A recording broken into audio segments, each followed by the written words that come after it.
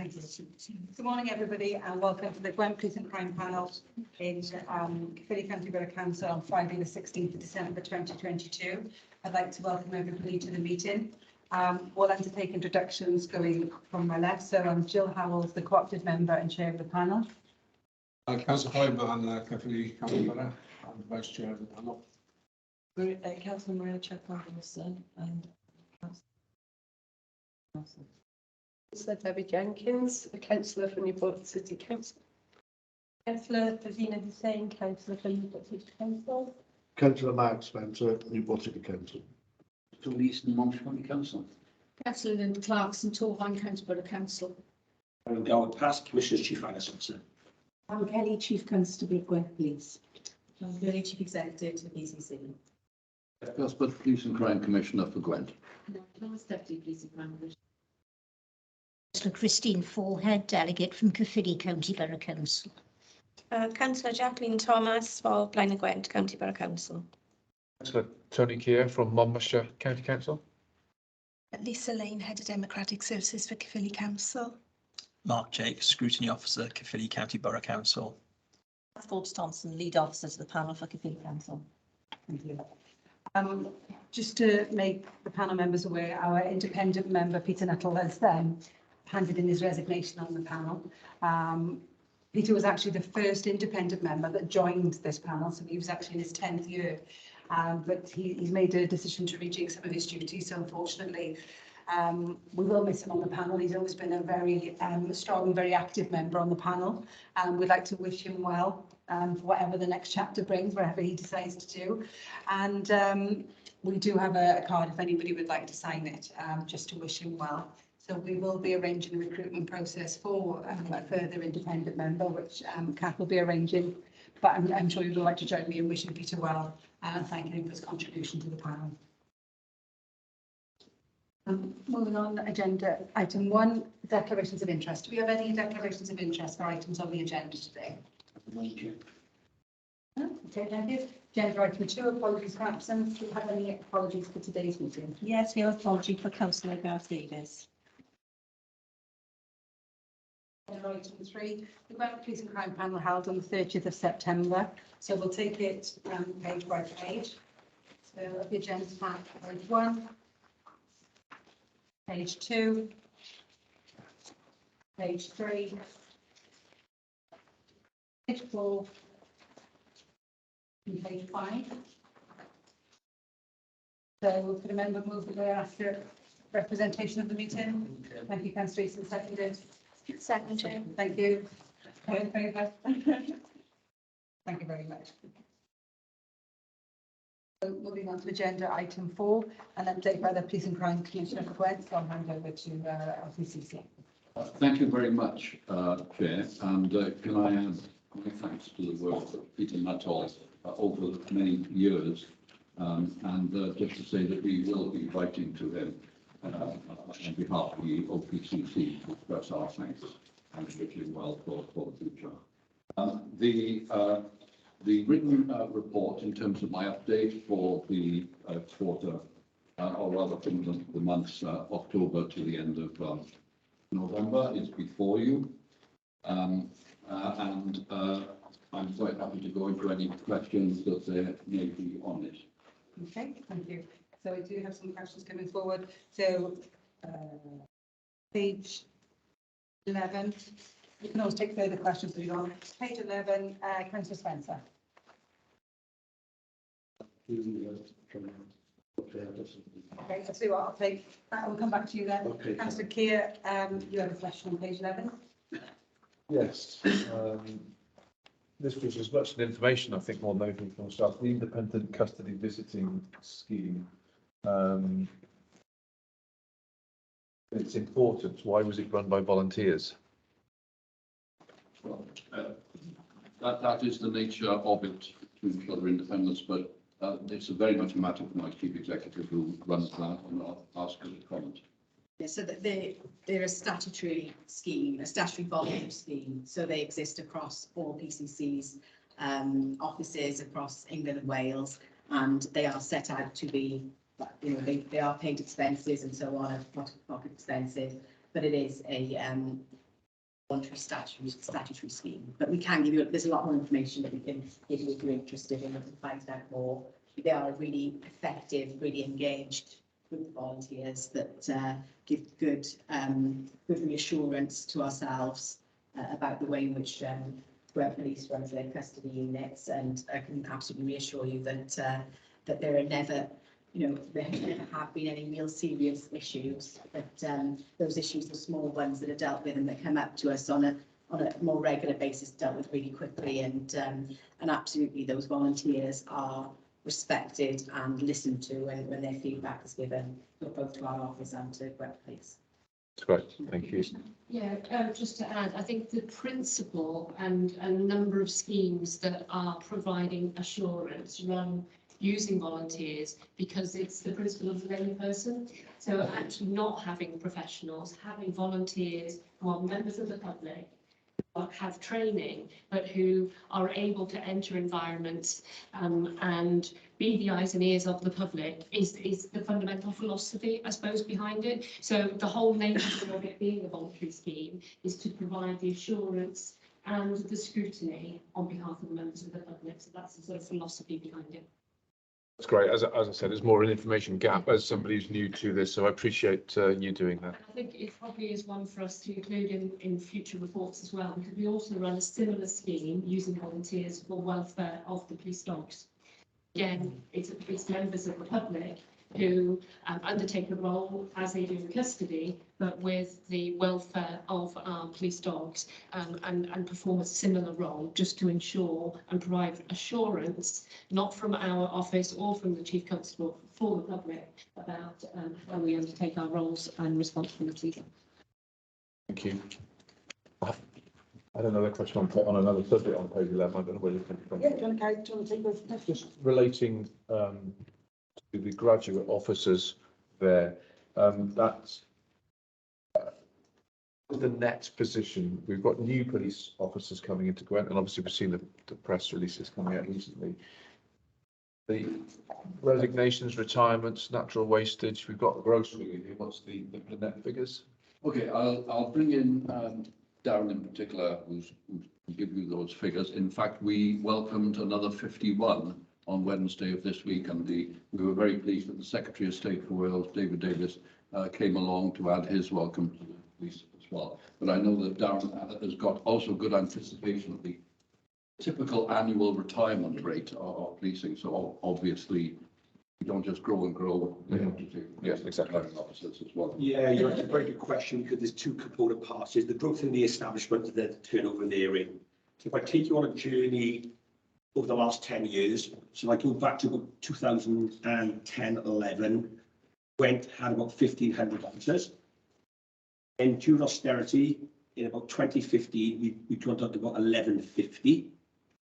And then we're back up today at 1,506 officer posts. So we basically reinstated the position from 12 years ago during that dip.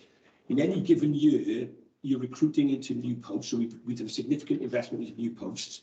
And on average, every year, we lose between 70 to 100 officers through retirement, normal retirement. They hit their 30 years, transfers out, etc., etc. So every year to stand still, you need recruiting probably 4 schools of officers, probably about 80 officers at 20 school a pop, just to stand still. Then if we're growing establishment, you've got to add those extra posts on as well. So you can see the significant work the Chief's team has done around recruitment over the last year to get nearly 350 new posts on a year over that period, on top of the natural attrition rate as well. Thank you. Yeah, if I could just add that there's 2 main sources, if you like, of recruitment. We have Operation Uplift, which is the UK government's national scheme for recruiting an additional 20,000 officers, and we have our share of that. Plus, before Pam even came to be our chief or to join Gwent, back in 2017, I agreed with the then Chief Constable that the programme of recruitment had to shift dramatically, the programme of spending to shift dramatically to increase our numbers, because we both agreed that if we dropped down to 1,100 itself, Gwent Police would become unsustainable. And therefore the focus shifted to investing into more officers. So there's a combination of two things. Mr Swenson, you had a question on the same lines. Are you happy? He stole my thunder, you No, I just wanted to check there was nothing additional you wanted to raise in response to that. The only other thing was the wastage, I suppose, of new officers and how long, because I am aware that the new officers, some of them struggle and do resign, what the numbers of that basically. I think your questions are really, really important because it's about not just recruitment, but retention of staff. And it's important for a number of reasons. If we lose a police officer in the first 2 years of their service, it costs around £150,000 to train for over a 2-year period. So that recruitment and retention is critical. On average, other professions lose about 13 to 14% in the first 2 to 3 years. In policing, we tend to lose between 10 and 11%. In Gwent Police, we lose between 8 and 9%. So we're doing everything that we can to build up officers' resilience, because that's what it is. We've got a lot of young people joining policing. A lot of our officers are under the age of 25, and they're dealing with some really complex and difficult things. So building up their resilience, making sure their training is appropriate, is really important so that we hold on to them and, of course, get, more importantly, get good quality of service for our communities, but also that we don't have to retrain and lose that 150,000. So on average, we're losing about 8 to 9%, which equates to often between about 8 to 12 officers in a 12-month period. That number's going down, I'm pleased to say. Obviously, the percentage that you referred to, Chief, was the ones who got through the initial course. Yes. We drop out at that initial phase? They do. They're usually single figures in all honesty a year, probably between about 5. But then obviously if people's behaviour, and culture is a really important conversation, if people's behaviour falls below the line during those early stages, then we would either ask them to leave, or I will what we call a Reg 13 and say that they're inappropriate to be a police officer. So it's usually about 5 a year in terms of new recruits. So 5 as well. Depending on how many we're recruiting. So over the last 3 years, it's been significant. Yes. Thank you. No, I had 2 questions, but it was on page 7.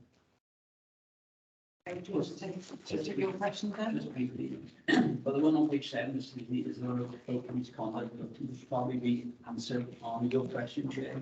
Okay. Later on. The other one was estate survey. The Estates and Finance Group met the other day. I think I'm the only one left on the estate authority.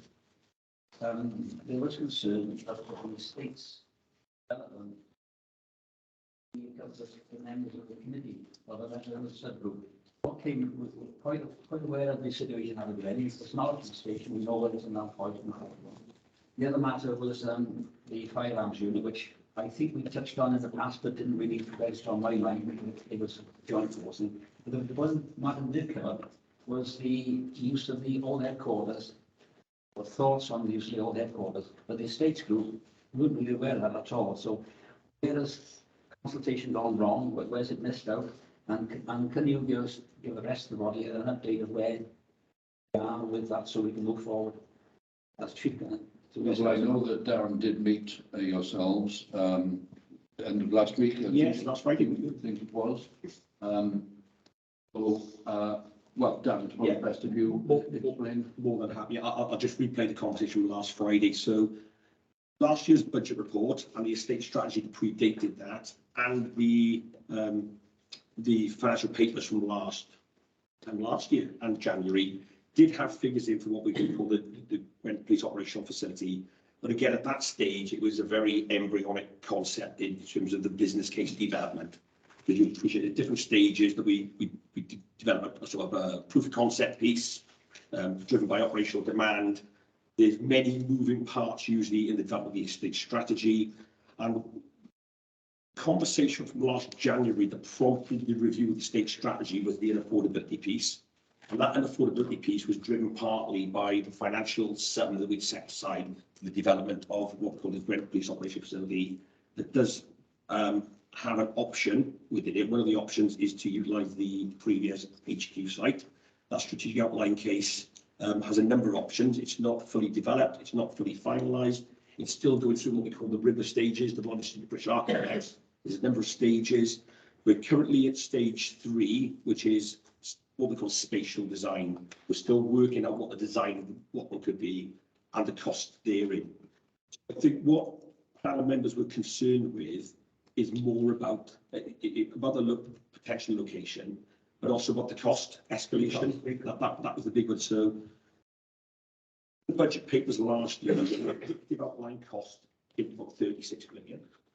You appreciate the significant macroeconomic events in the last 12 months have now made that cost almost 70 million. So even back a year ago, when you were questioning the affordability of the state strategy therein and at a lower cost, pressure is even more acute now. So I think it's important to identify, determine the 2 different roles we play as officers. So the chief will have an estate need for an operational necessity, and that's quite right and appropriate because we're invested in 1,500 officers. We need an infrastructure, and we're trying to maintain 1,500 officers, of which the Home Office invested in 200. We actually need capital infrastructure for those officers to deliver their maximum benefit, be it ICT, be it fleet, be it custody, state firearms, etc. So the significant growth in cost has been seen over the last 12 months. It did prompt a review of the estate strategy. The state strategy review will be presented to the Commissioner and the Chief next Thursday, 22nd, on the findings and try to identify A, the robustness of the strategy, and B, what is affordable, what are plan B, what are things we can tackle and afford, and ones we've got to identify different options of. That and affordability piece has prompted a letter that we've written to the Home Secretary. It's all well and good investing in police officers, but we need the infrastructure around it. So I just want to let members know that no decision has been made yet.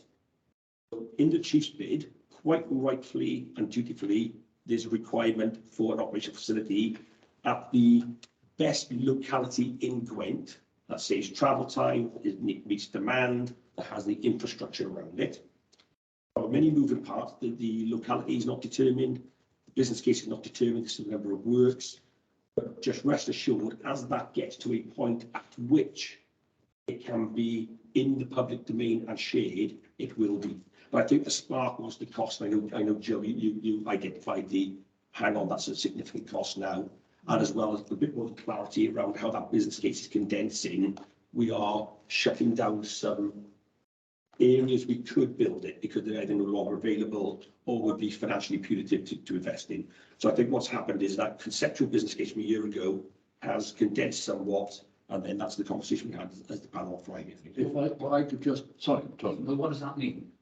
So that, have we got a plan B? The plan B has been worked at part of this budget bid. Because we got I was on the finance side. The finance side felt what you're looking at on the old headquarters was unaffordable. Yeah, and maybe not even viable. Yeah, you're right. I think what we said, Councillor Keir raised this as well, is so the chief will land a bid and a request, an appropriate request for a facility we've built in Gwent. It's down to the Commissioner and myself to determine the affordability of that.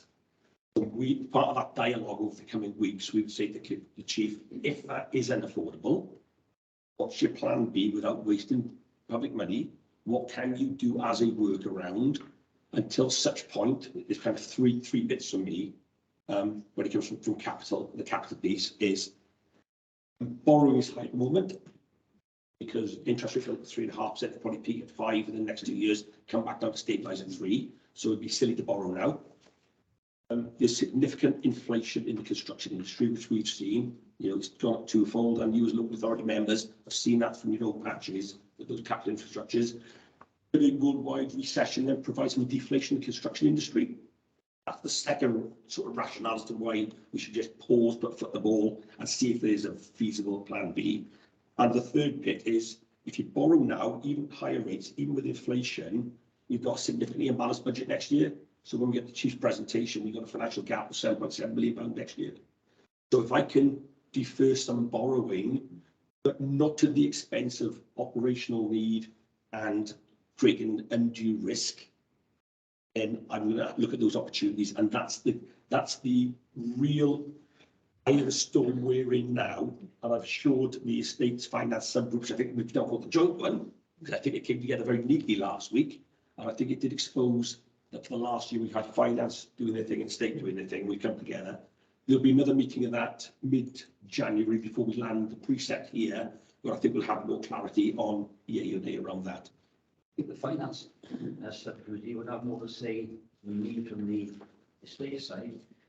Most of the value of the land at the moment, is it more viable to flog the land off for best price rather than have a smaller capacity, police capacity, you might say? Yeah, So would we be, which is the best route? Yeah. And I think we finance would look at that.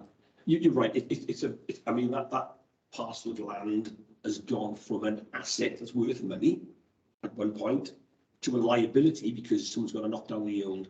There's back to a asset. So it swings. It depends on what they, what the old HQ got. But certainly, rest assured that the HQ business case was built on a income stream from that.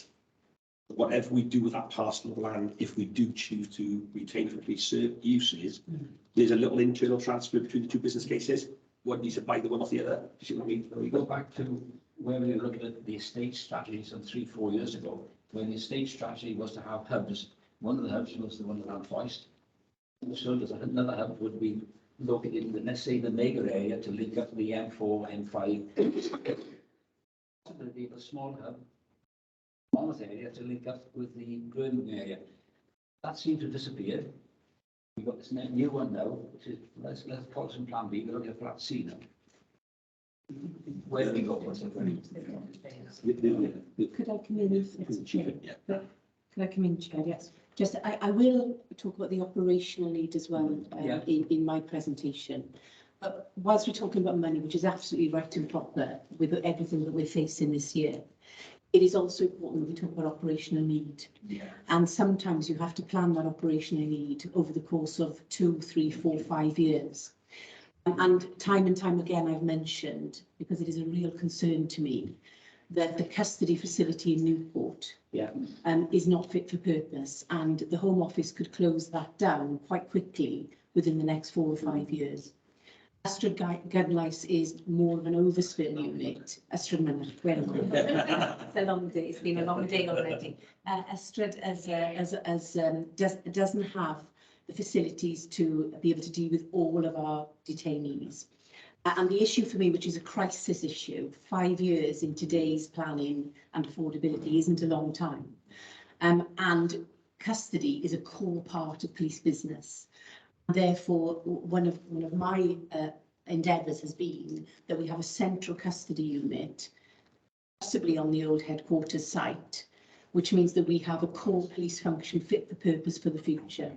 And if we don't, then in 4 or 5 years' time, when many of us are not around this table, possibly, we leave a real problem for policing in the Gwent area.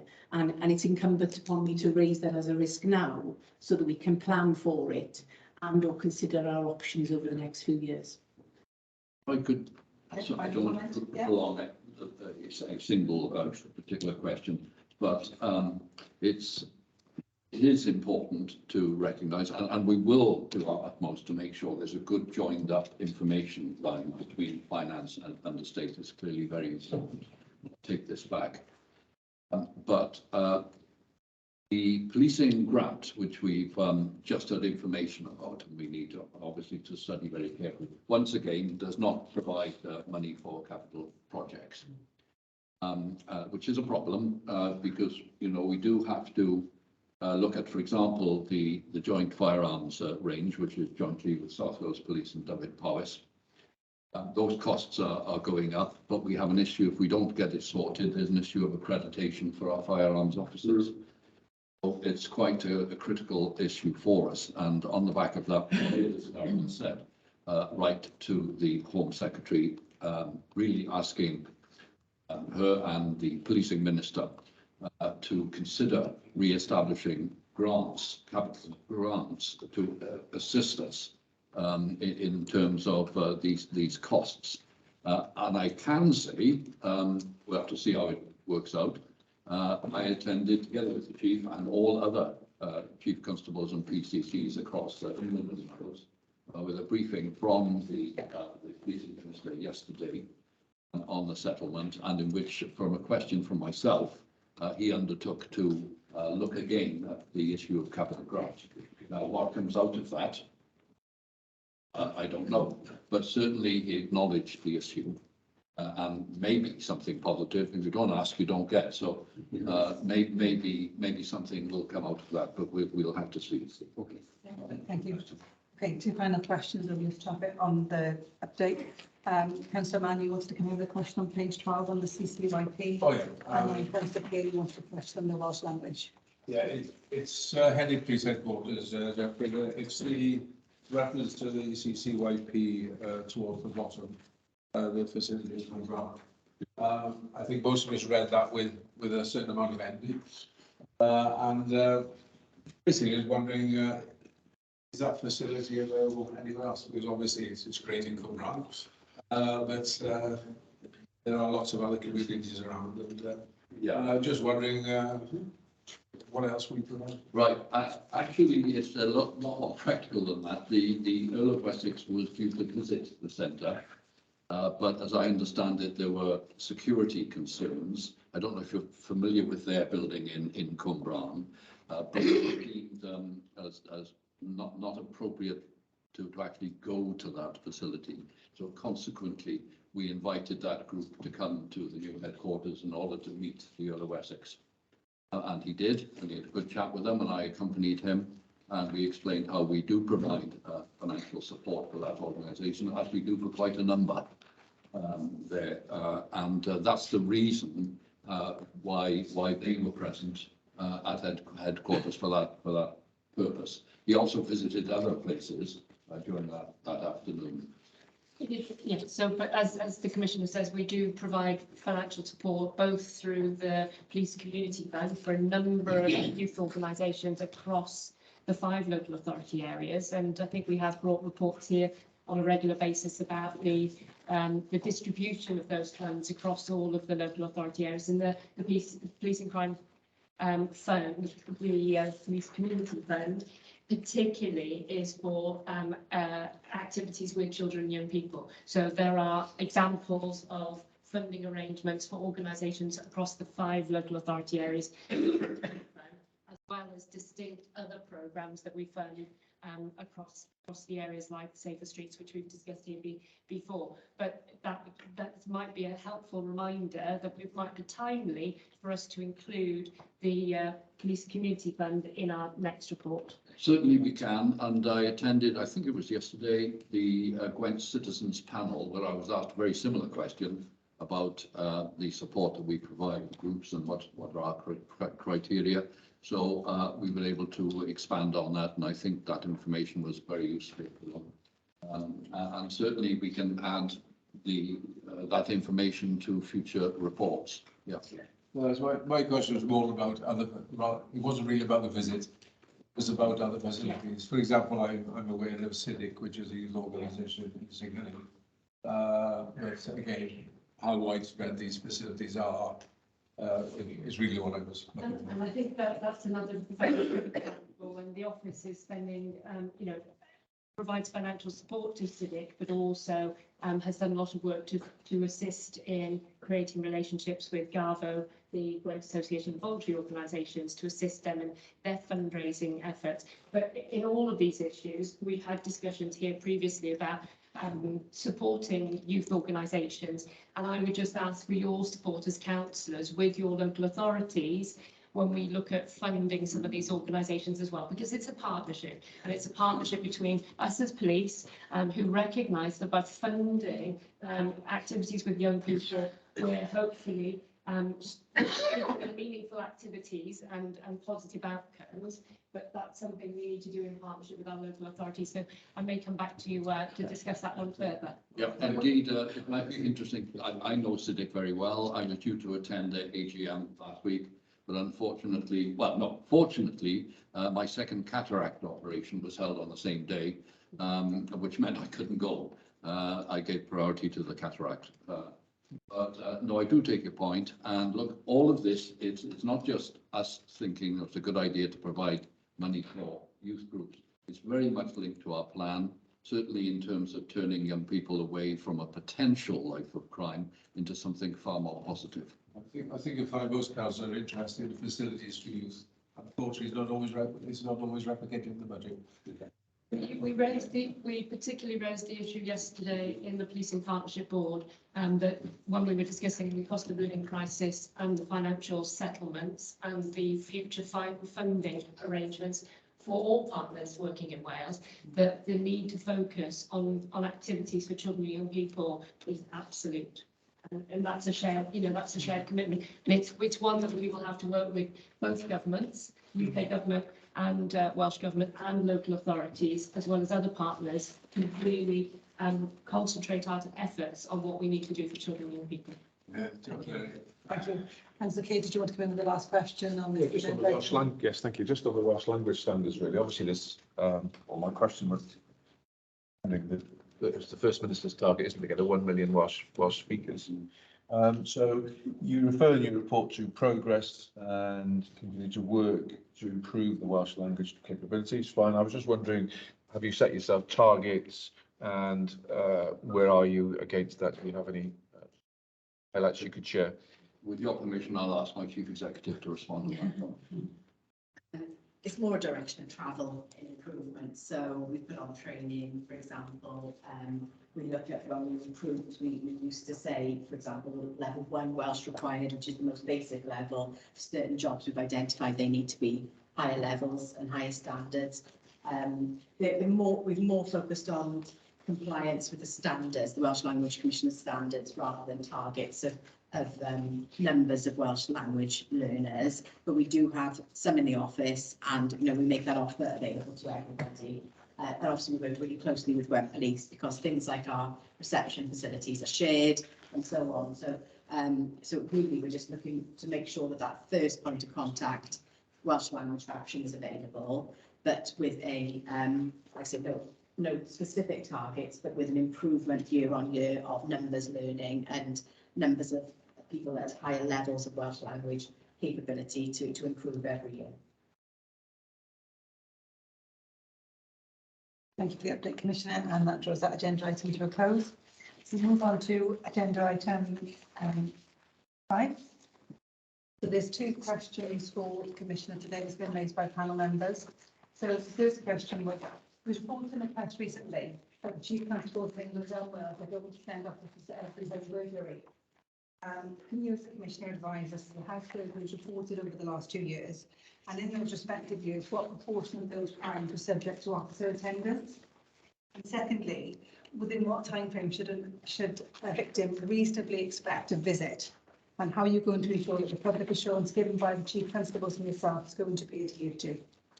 Thank you very much. There were 1,934 residential burglaries in 2021 and 1,781 in 2021-22. Officer attendance in each year stood at 84% and 87% respectively. These percentages are specifically for residential burglary and do not include any other crime type. Residential burglary incidentally includes shed and garage break-in as well as houses. There are various reasons as to why an officer may not attend a residential burglary. For example, a victim may not want an officer to attend if they only want a crime reference number or an insurance cover, or if nothing appears to have been taken. Also, some victims prefer to diarise a later attendance. However, all burglary calls will be followed up and support offered by Connect Gwent.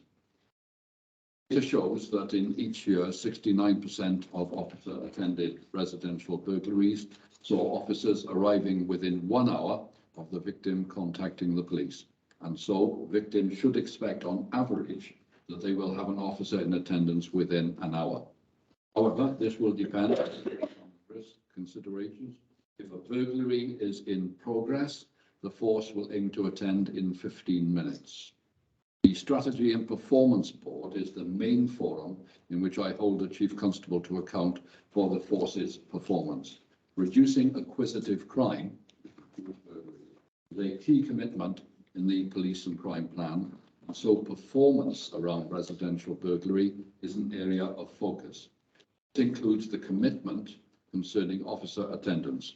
In addition, the police and crime plan quarterly performance report monitors force performance on acquisitive crime and officer response times more generally.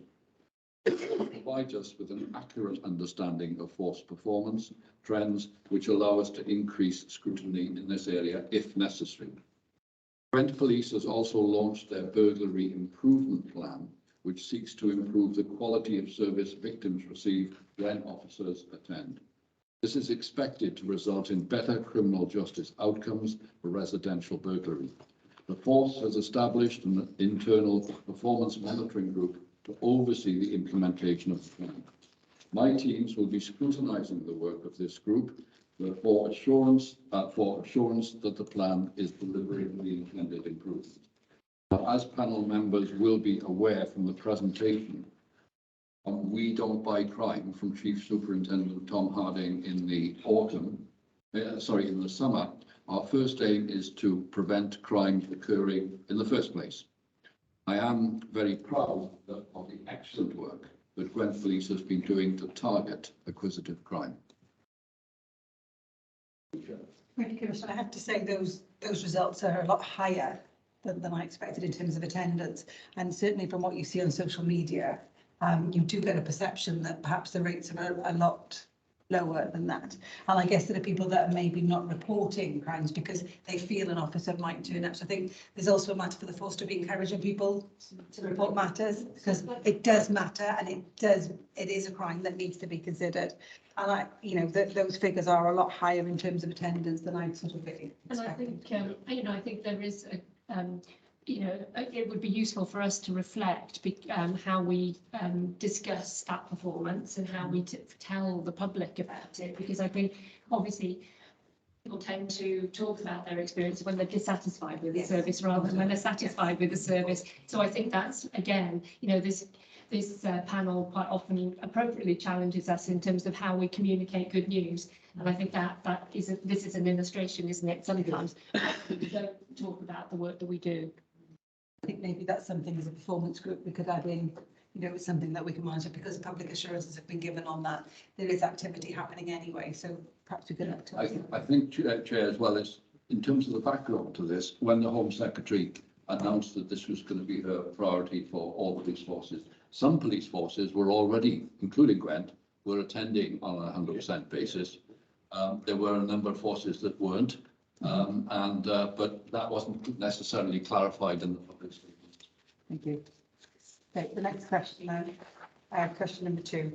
Further to the recent press article about the culture in the force, closed an officer's private phone messages, what assurances can the Commissioner provide to the panel in respect of the awareness of officers and staff in the force of the effectiveness of the Chief Constable's Not in My Force initiative, which has been mentioned at the panel previously, which was there to identify and eradicate such behaviour in the force? Scrutiny that you and your officers have undertaken in respect of the complaints review that you undertake by the office and the complaints that you've reviewed of the force, and whether the behaviours reported are noted as a common theme for complaint and referral. Finally, when were you first made aware of the current issue? And the current issue being, I assume, the Sunday Times article. Now, every opportunity is used to reinforce culture and standards. This includes when the Chief Constable and I are meeting new officers and transferees, speaking at press and parades services, long service awards and commendation ceremonies. We have also worked on ensuring that victims' voices are heard and woven into policing and its practices. This has been done by working with the Independent Advisory Group, Survivor Engagement Network and partners such as the Crown Prosecution Service, amongst others. All officers and staff have attended roadshows in the past year where the Chief Constable set out her expectations for high standards of professional behaviour.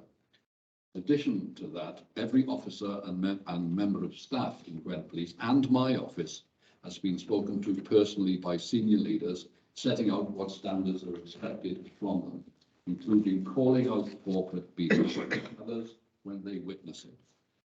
Everyone has also been reassured that if they are the subject of any poor or inappropriate behaviour, they will be supported. Now, in addition to the ability to raise issues with line managers and senior leaders, there is an anonymous reporting line called SafeCall, which allows people to report confidentially should they wish. Though I'm sure you will understand that it is quite difficult to measure effectiveness, what we should see in the first instance is an increase in reporting. This may be of more historic issues. A new staff survey is being developed, which is going to cover views on culture. When inappropriate behaviour is identified, the Chief Officer team is taking robust action to address it, sometimes through misconduct hearings where officers can be dismissed. These are in the main held in public, and any decisions are also publicised. I hope that the public understands that this is proactive action to weed out individuals who do not share the values required to be part of Gwent Police, as opposed to evidence of a greater problem. There are a number of ways in which my office and I scrutinise the professional standards of Gwent Police. There's police complaints reviews. As you are aware, police complaints legislation changed in February of 2020. Part of those changes saw the responsibility for a review, which is where a member of the public has submitted a complaint to Gwent Police, and they would like the handling and outcome of the complaint re-looked at, moved from the head of professional standards to my office. Any complainants entitled to a review of a complaint relating to matters such as the ones mentioned above would more than likely meet the threshold for the Independent Office of Police Conduct to be the relevant review body and not the OPCC. The majority of reviews we receive are more likely to be centred on complaints such as a failure to keep updated or the manner in which an officer spoke to a complainant. There have been no reviews undertaken by the OPCC that relate to any of the matters mentioned above. I'm referring there to the issues in the Sunday Times. It must be noted that when undertaking a review, we can only determine whether the handling and outcome of the complaint was reasonable and proportionate. We do not have any investigative powers in law. Sampling. Every 6 months, we undertake a dip sample of complaint files closed within the previous 6 months. We consider the findings of all complaints and provide feedback to PSD, Professional Standards Department, as appropriate. We will then respond to the queries raised. Outcome of this dip sampling are published on our website and are shared with you in the PCC Decisions Made email. When we undertake these complaints file reviews, we are primarily looking to ensure the correct processes have been followed when dealing with a complaint. We do not have the legal authority to be able to review any investigative decisions made. As previously discussed with panel members, an additional resource to support the complaints work has been recently introduced to the OPCC. In future, we hope to be able to undertake themed dip samples whereby we would review complaints relating to certain areas, for example, discrimination. As well as the above processes, there are also a number of meetings at which scrutiny takes place in relation to complaints issues. Every quarter, reports are provided to my Performance and Strategy Board, which give information relating to the previous quarter's performance. These reports are published on our website to ensure transparency, along with the minutes of the meeting, which will evidence any scrutiny that has taken place. Regular meetings also take place between the PCC and Chief Constable, which provides opportunity for the PCC to be briefed on the most serious matters. Regular monthly meetings also take place between the Chief Executive and the Head of Professional Standards. The Chief Executive also attends take place to discuss critical incidents. The head of assurance and compliance also meets with the first stage complaint handlers to review any themes relating to complaints being reviewed. My office also receives correspondence from members of the public and elected officials raising concerns.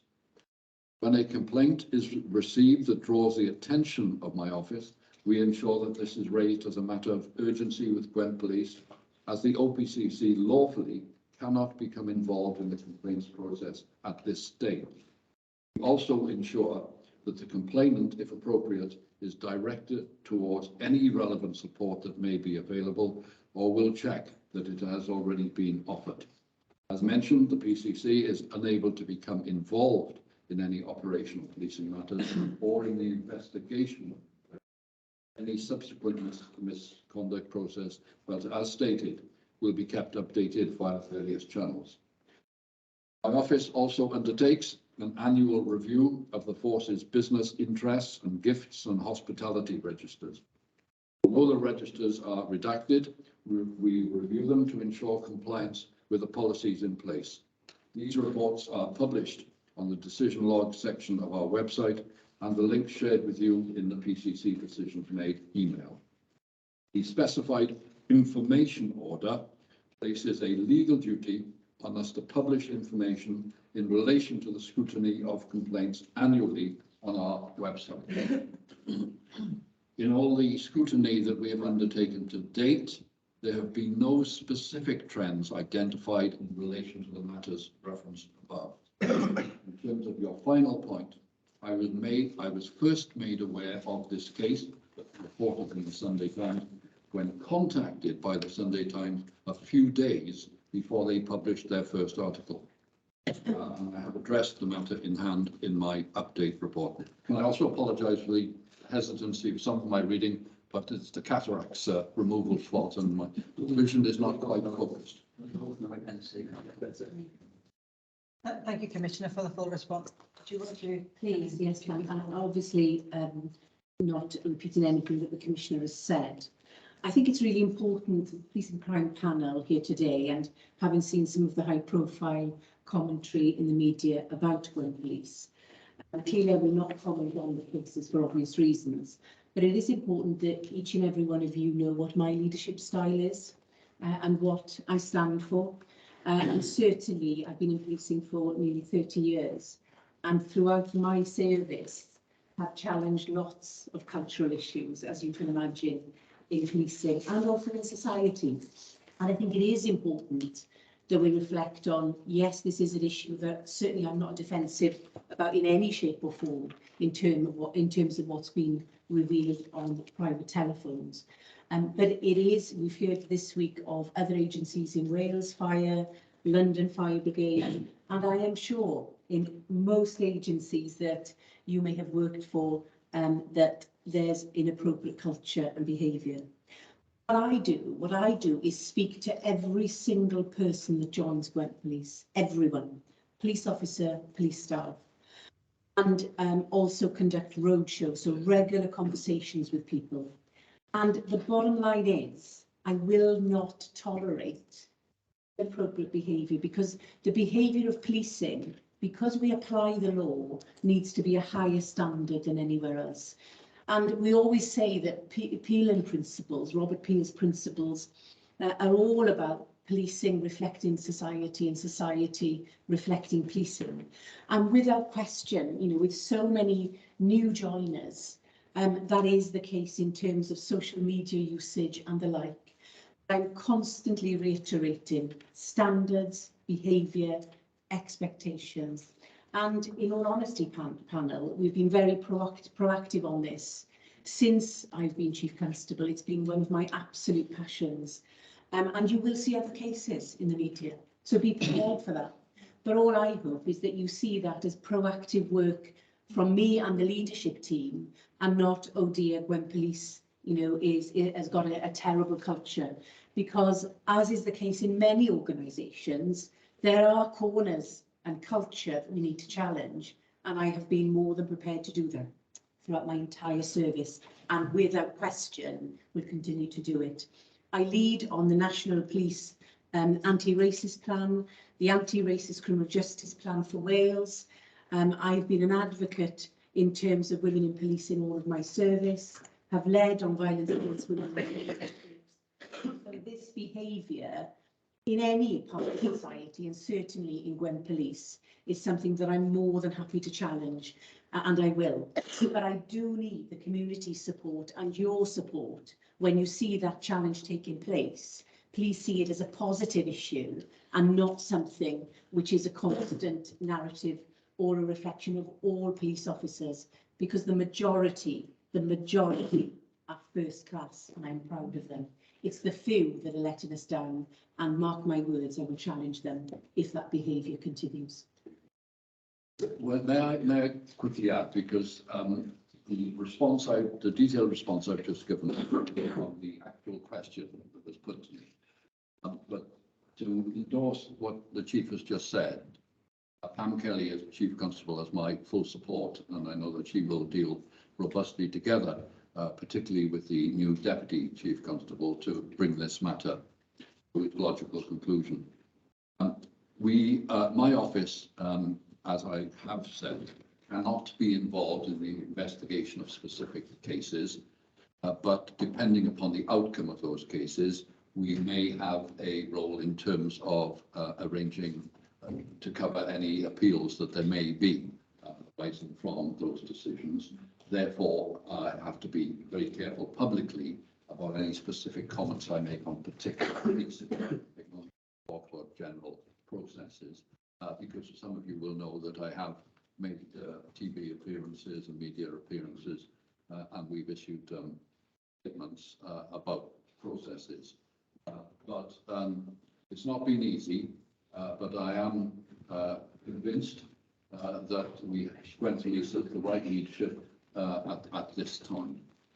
We actually made a very similar statement at the Police and Partnership Board for Wales yesterday, which was chaired by the Minister for Social Justice, and where we talked very much about restoring confidence in public services more generally. Commissioner, Councillor Easton, if you want to come in with a final point on this. Yeah, and then thank we'll you. move on to Thank the you, next Chair. agenda item. I'm disappointed, quite frankly, Commissioner. I did raise this question in February, March of this year. Answer the question. It was with allegations of misogyny within Gwent Police. Got my confidence, my support, and as the Chief Constable. That will change. We believe that the sport is to be kept. I'm disappointed that you say that the person who does this for the Sunday Times picked this up.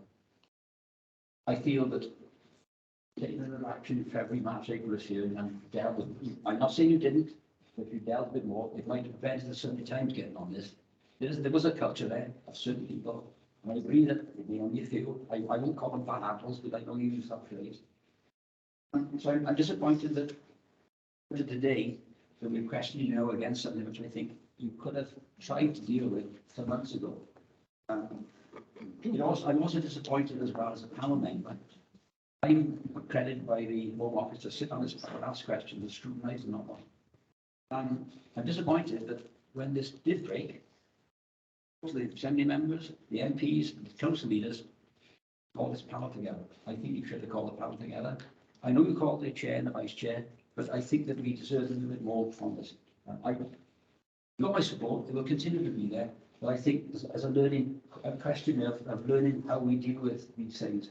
Came out the other day about the fire service, and again, was a rolling back as to how we get out of it. I saw an interview, and it's very similar, and I thought, the problem with society.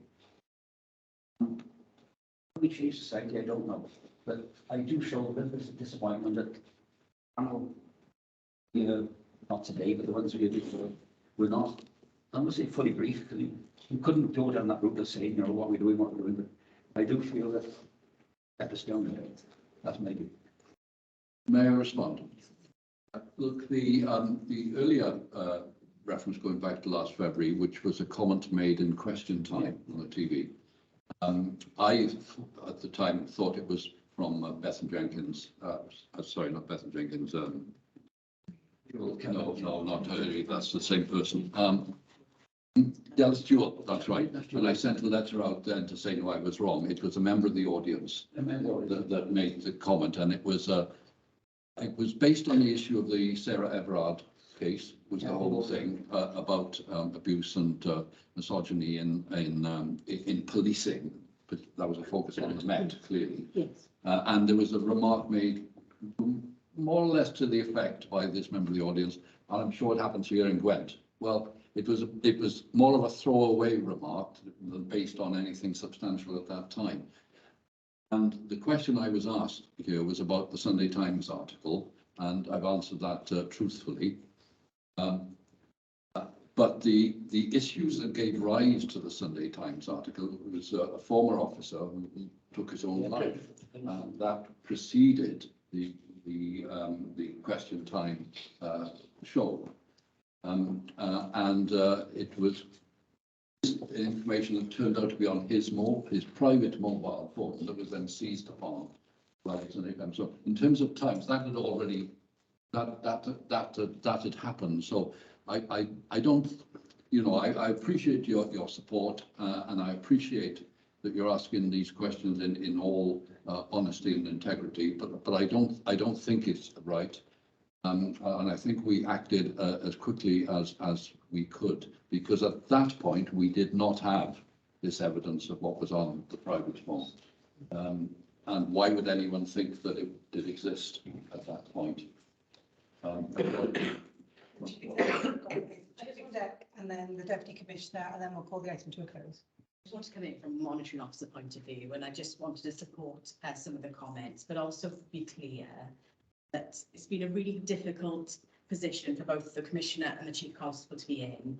They have both wanted to provide reassurance to stakeholders, to the public and so on, but they both have statutory process-based roles where they could be suggested that because they have taken a view in the public and spoken about it publicly, that they can no longer do those roles. So if, for example, as a result of a case, there is incontrovertible evidence and that could go to a fast track accelerated hearing, Chief Constable would have to make a decision on whether to dismiss that person. So, but also understandably also have a role in reassuring the public about the culture and so on. The Commissioner's Office, we also potentially, if that person is dismissed, they can appeal to us. And it could be argued that our office has already stated their views on what has happened. So are we really an independent body in being able to run that appeal process? So from a strictly sort of lawful point of view, I think both the Commissioner and the Chief have probably gone as far as they can in speaking to people publicly about what has gone on. And my advice to both of them at this point is that they don't talk about it publicly any further. The Deputy Chief Constable is the Goal Commander, and she's doing an excellent job of running the whole process in relation to that, which also includes working with stakeholders. I accept your comments about wanting to be briefed personally, but from my point of view, we were trying to make sure I was comfortable with perhaps the Chair and Vice having a briefing and being able to provide some reassurance about what they could be told. But part of my responsibility is making sure that this information is not discussed as widely as people perhaps might like in order to protect the processes. So from a purely advisory point of view, I just want to be clear that they are also, to a certain extent, being told by me, that actually this is probably as far as we can go now in relation to that. So I didn't want to be a brief person. I wanted the panel to be. Yes. And as we advised at the pre-meeting, for the meeting, the briefing was purely to make sure that we were aware of it and the process by which it would be dealt with. There was no discussion about the complaint. It was purely, this is the process, the DCC will be leading on it, and this is how it will play out. We have a final comment from the Deputy Commissioner, and then we'll move on to the next agenda item. So I just wanted to reflect, I suppose, on the nature of your question, that we discussed this in February and we're discussing this again. And also reflect on the comments the Chief has made, that as an organisation, as the Chief Constable and the Police and Crime Commissioner, who are absolutely committed in upholding the highest standard of behaviour, conduct, of values and principles, we are determined that we will challenge inappropriate conduct. And we will probably be back here next time talking about it. And I expect us to be talking about it for some time to come, because there will be, and I think that's where we need the support of you as a panel, that understand that where leadership, where all and people throughout organisations are determined to create the right culture, that means that we will have to deal with incidents if we find them and take action. And so it will be appropriate to come back, that you may be asking us questions in meetings to come about other incidents, of which today we don't know. We do know the issues about culture though, and we are determined to deal with them, and we are dealing with them. Draw that agenda item to a close. The next agenda item is the presentation of the operational context and requirements for the finance strategy. While we prepare for that, if any panel members would like to quickly grab a drink and return to the table, that would be appreciated. Just before panel members go, could I just say that once we assemble and we have the presentation, for the benefit certainly of new panel members, what you are not hearing today is my actual bid to you. This is for information as to how the chief sees her operational need in terms of the submission that she's making to me. I will be taking that on board and looking at the issues that have already been alluded to, that of need versus affordability. And then I will come back to you later in January with my considered bid. That is the normal process. And I just want to make that clear for anyone who hasn't heard this process before, that what you're hearing and an opportunity to question on will be what the Chief Constable wants to see in terms of any bid. You'd rather see it already. Members would like to quickly help themselves to a drink while it's available. Thank you.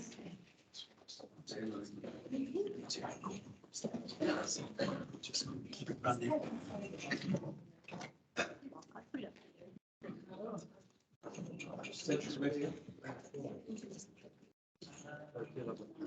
Cheers, Alfred.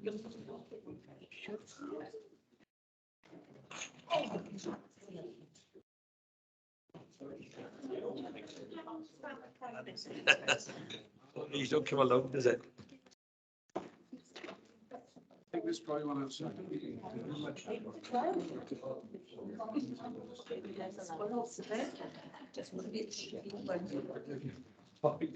Sorry.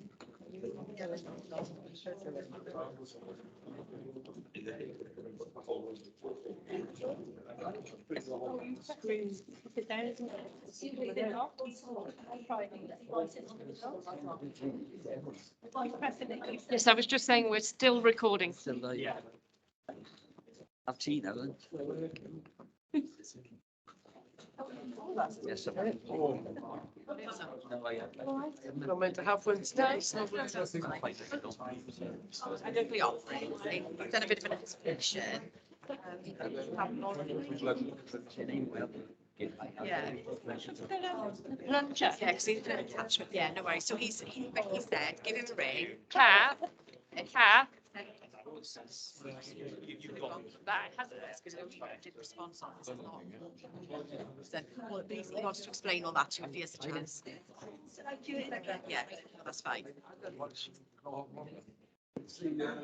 Yeah, no problem. Okay. We're there again. You want a tea or coffee? So you get the plug of coffee. No, I'll go get We're not at 10. Let's see. You know, the pipeline. No, it's, yeah, it's over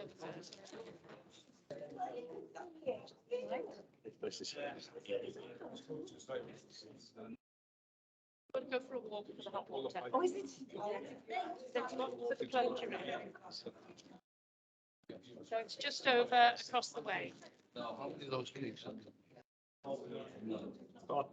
I can taste them all if you want, Jeff, and let you know. This tastes okay. You can have that one. That's fine.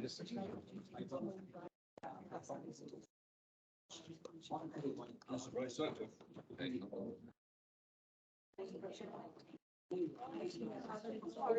Jill brought those for us.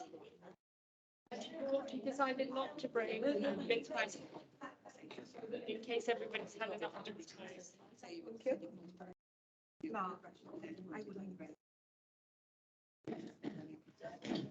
Madam? There's hot water over there. Yeah, they didn't put plunger in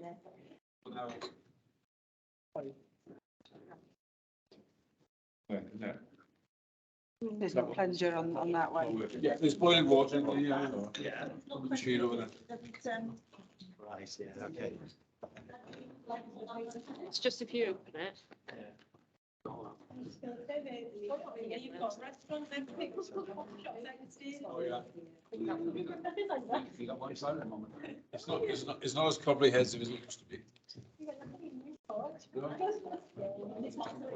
Yeah. It's supposed to be.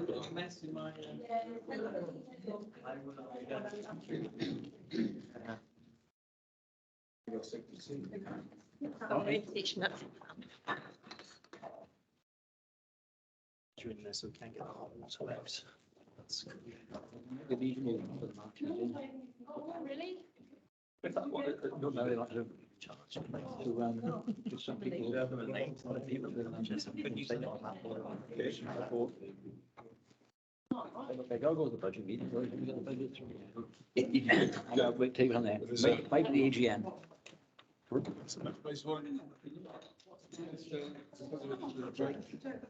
It's changes the juncture. Yeah. Yeah, we got a real.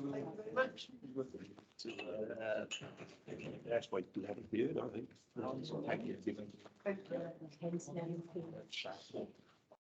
This dude. In this role, how many years in Gwent Police? 17 or 78. Baby. Yeah, it's not balanced properly.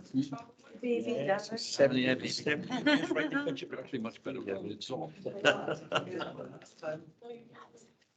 Everybody's back in place or there. Sorry. Traveling. Tea bags.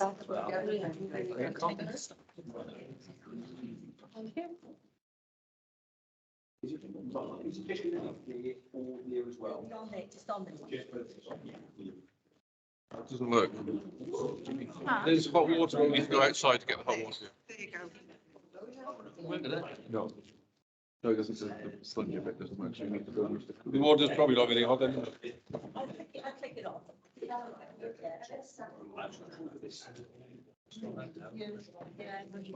Nothing works. I'll get another one upstairs. The zinc pipe went on the boiler this morning, frozen up.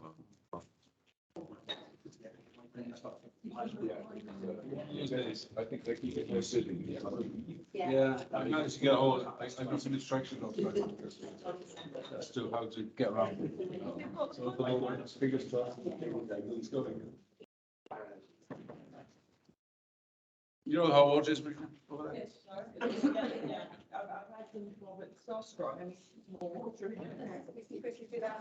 How do you build here? I think these should be fixed. The proper school, do you call it? Proper school. Real one. Yeah.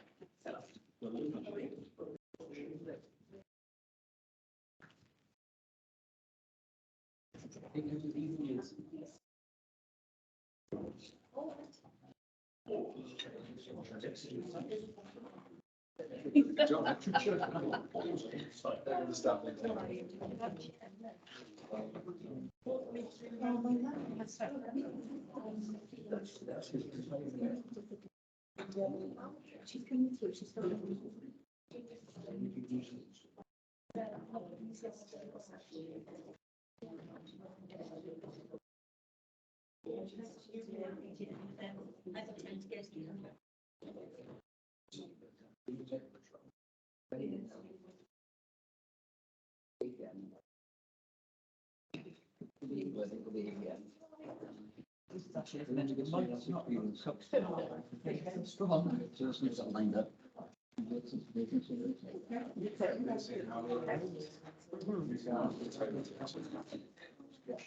Okay, should we reassemble?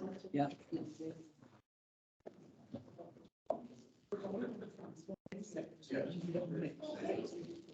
Okay then. If we understand this, It's only convinced or not?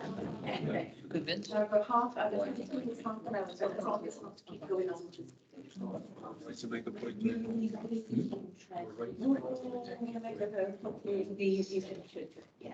Yeah, so it's half an hour. No, it's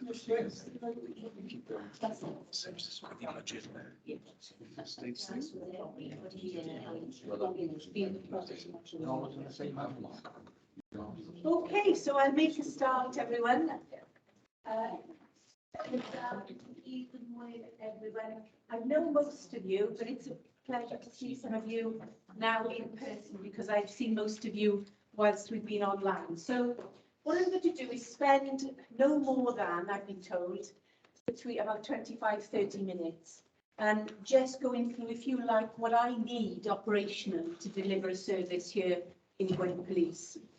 And what I'm going to do is, if it's okay with everyone, go through the presentation, and then if you have any questions at the end, please ask at the very end, just so that you have a flavour of the full presentation, perhaps before we go into questions and answers. So, first of all, I think it's important for me to explain, and if we go on through some of the slides, I'll move them on quickly so as to not go into the real detail. I'm very passionate about policing. I've been in policing for 29 years, and so I do tend to, when I speak with real passion and commitment, and I can sometimes go on a bit, so you've got to say, move on, Pam, okay? Move on. Because this is, for me, a service here in Gwent Police. It's been a privilege to be the Chief Constable here over the last few years. We've got a fantastic workforce, and we've got people who every day save lives and make huge difference in communities. And it's important that we think about that today as we go through the presentation. So what is the policing in Gwent all about? And everybody always says to me, it's about that uniform presence on the street. So it's about our police community support officers, our response officers, our traffic officers, and, you know, yes, our custody officers. But actually policing is about much more than that. It is about those people who answer our 999 calls, our 101 calls. People that deal with rape and sexual assault, child abuse, adult abuse. Those that manage sex offenders. Firearms officers, public order officers, people who manage protests. We have a whole array of specialisms around cybercrime. Of course, monitoring online indecent images and those people who are at risk to children, counter-terrorism, specialist firearms officers, the list goes on. And of course, I always tell people that yes, those visible street presence that people want to see in the police cars around, having those burglaries quite rightly attended, it is absolutely critical, and that's what the public want. But my responsibility is also to look at people that cause serious organised crime on our streets. My responsibility is to make sure there's enough resources to deal with all of the things that I've just mentioned. Only this week, we've locked up 5 serious organised crime criminals in our area, led by Gwent Police and the Regional Organised Crime Team. Those people had over £5 million worth of drugs on them and were sentenced to more than 80 years collectively. That investigation doesn't take half an hour. Murder investigation doesn't take an hour. They take weeks and months of covert and overt policing to be able to bring about justice for serious organised crime. So please, everyone, please, as panel members, please understand the bigger picture about keeping children safe on our streets by monitoring sex offenders, domestic abuse, vulnerability, adult abuse. All of that involves policing and involves a resource. And of course, what I do understand is that we are in difficult times, and I absolutely understand this. Please don't think that I'm coming to you today with a wish list from our communities. That is not what I'm about. I'm a community-driven chief officer, and we are a community force, and I absolutely understand the cost of living crisis and the impact that that has on homes, people, and of course public services as well. But I'm trying to work within an environment and to deliver a service that keeps people safe. And what I cannot afford to do today is to share with you a budget that undermines that. Because young people, you cannot be safe in a community if we're unable to respond to 999 calls and serious threat today. If I haven't got enough firearms officers, then violence will grow on our streets. If I haven't got enough child abuse investigators, then child abuse will thrive. So there's more to this than just looking at a number. I have the responsibility to deliver a service and keep our communities as safe as possible. And actually, Gwent is still one of the safest places to live and work. And we should be really proud of that. But we need to maintain it as well. The stark reality, I'm not going to talk about the cultural issues and public confidence issues. We've talked about that. And I hope you absolutely know how passionate I am and the Commissioner in making sure that public confidence is maintained. I think it's really important that we talk about the social and economic factors, so deprivation, the cost of living crisis. What I do know from research and data that we've analysed recently is that there are two communities in particular in the Gwent area, Newport and Blaenau Gwent, but we know there are other communities and homes where there's deprivation across the whole of Gwent. What does that mean for crime in the future? Whenever there's deprivation and people are struggling, we always see increases in crime. We always see it. So as I stand here today, we are preparing for what the impact of the cost of living crisis has on vulnerability, children who are neglected, hunger, and of course crime. I think I really want to concentrate on today with you something which I'm struggling to deal with at the moment. I'm not going to just tell you all the good things. We are really struggling because other partners are struggling with their demand. Policing is struggling with our own demand. 20% increase in 999 calls, 20% increase in 101 calls, an increase across the board.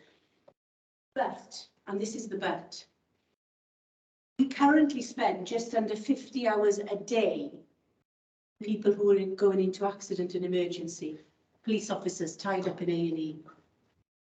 We have been asked, although we're not going to be able to do so, to step in for the ambulance service for their strike actions lately.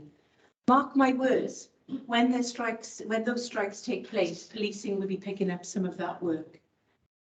When you call an ambulance and it doesn't attend, sometimes police officers are called to attend.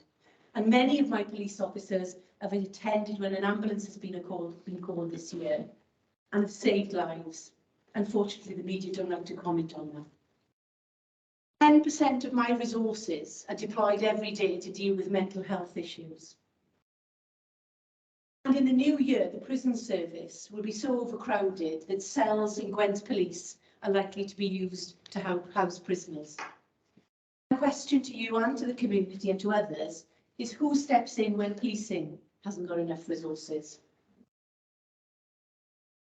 And that is the core crux of the dilemma that I'm dealing with every day. What I want to do is make sure that over the years ahead, over the next 2 years that I'm Chief Constable here, that we make sure that core police business is delivered. And that is locking up people who commit crime, dealing with the vulnerable, making sure that we're in a position to answer and attend those 999 calls. Against the backdrop of austerity, we will see an increase in crime. Against the backdrop of austerity, policing will often have to step in when other agencies are unable to attend. We are a 24/7 service. My cops, my officers, they don't have a day off, regularly. Often they work overtime and have to come in on their rest days to deal with the demand. And therefore, we have an increase in overtime budget because we haven't got enough resources. Financial year next year is really bleak for us, and I know it is for all agencies. I know that. I have a duty to write a force management statement. That force management statement looks at the demand, the resource need and the budget. Demand, resource need and budget. I know that we are talking about next year's funding, but what I do is have to look ahead. I have to plan a 3, 4, 5-year business cycle.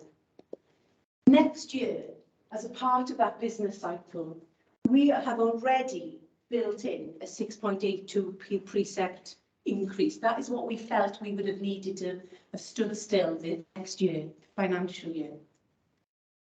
6.82 is about £20 to the taxpayer a year on a band D. Am I right, Darren? Even if that was agreed by the Commissioner and supported by others, and even with savings already that I'm working on, over £1 million worth of savings, I would need to find £7.716 million, even with a 6.83. That's £20 a year extra, £20 a year extra for people in a band D. I would still need to find £7 million plus. To give you a feel for that, it costs £1 million to run a custody unit a year. Somehow, unless that precept is increases, I am going to have to save the equivalent of 7 custody suites, bearing in mind there are only 2 in Gwent. Okay, so that's where we are. If we move on, please, in terms of the slides. I just want to give you a feel for what some of the demand is, and if we go on to the next slide. Pause on demand then, and I go through this stuff. Okay, so the Chief Constable's delivery plan obviously dovetails into the Police and Crime Commissioner's plan. My whole focus is on all of the things that I've mentioned to you. The cultural issues that I've mentioned, violence against women and girls, equality, diversity, and inclusion, all of that is absolutely critical to what we're doing. Serious organised crime, really dealing with repeat offenders, taking off the people who are causing havoc on our streets, and also diverting people from crime. All of that is essential, but it also costs money. I want Gwent Police to be an innovative force. What I'm trying to do is create efficiencies by bringing in technology. So what does that mean, you may say? So I want officers to be able, through the technology and the laptops that we have, and that means a continual rolling programme, I want officers to be able to take statements electronically and then send them to the CPS so that we speed up justice for victims. I want to be able to send the right resource. And the right resource is about attending an emergency with body-worn footage, and that body-worn footage being relayed back to the control room so that we're capturing evidence, but also sending the right resource at the right time. That technology creates evidence gathering, allows us to have evidence to take to court, protects our staff, and allows us to send the right resource at the right time. That technology costs money. All of the things that we're doing, obviously, are within a performance framework. So policing is not devolved to Welsh Government as it stands. I still have performance targets, of course, that I work towards with UK Government. Those performance targets are all about criminal justice outcomes, beating crime plan, 999 calls, 101 calls, criminal justice outcomes, and of course, the Police and Crime Commissioner's plan as well, that I have to report and I'm scrutinised for. But the most important thing for me is that I have the right officers to deliver the service. I'm going to mention to you the level of recruitment and the level of training that we've put in place so that officers can protect you in your communities. Some of the things that are a real difficult one for me is that I don't have a lot of flex in terms of my budget. So when we talk about money, £7 million shortfall, I'm the person that's held to account for delivering a service. How can I be held to account when I haven't got enough money to deliver that service? It really concerns me that I'm asked to deliver a service with one hand tied behind my back if the money isn't available. And also, I've got one hand, and I've only got two, tied behind my back, because of Operation Uplift, a really brilliant initiative by UK government, which has allowed us to have 206 extra officers. Those 206 extra officers that go through the numbers of our establishment coming down the line are hugely welcomed. As Darren said earlier, that will take us to where we were in terms of our establishment, in addition with some funding provided by the Commissioner, other officers, to our establishment where we were in 2010. Policing is more complex, there's higher demand, we have a lot more inexperienced officers now than we did in 2010. Those extra officers really welcomed, but actually it takes 2 years to train them properly. They don't actually land and make the biggest difference until they've come through that training. With Operation Uplift, the government, the UK grant, has basically said you must retain police officer numbers as a result of Operation Uplift. You must retain officer numbers. If I retain officer numbers, and of course then police community support officers, which are hugely welcome from Welsh Government and part funded by the force, numbers that I have to retain, where am I going to save £7 million from? Where is that £7 million going to come from? I'm asking the question. It's really difficult. Yes, collaboration. Yes, reduce police staff numbers, which we do not want to do. And of course, procurement and budgeting and everything else. But I'm asking you that question. It is difficult because, and if we go to the next slide, demand is increasing, performance expectations are higher, but inexperienced officers, and we need to make sure that people are safe. Performance and demand, really important. My force management statement, what is our demand, what is our budget, and what is our resource, and what are we doing with that? The previous slide was all about what I want to deliver, and of course, what I want to achieve. Now our performance, and you've just heard around burglary, our performance at the moment is okay.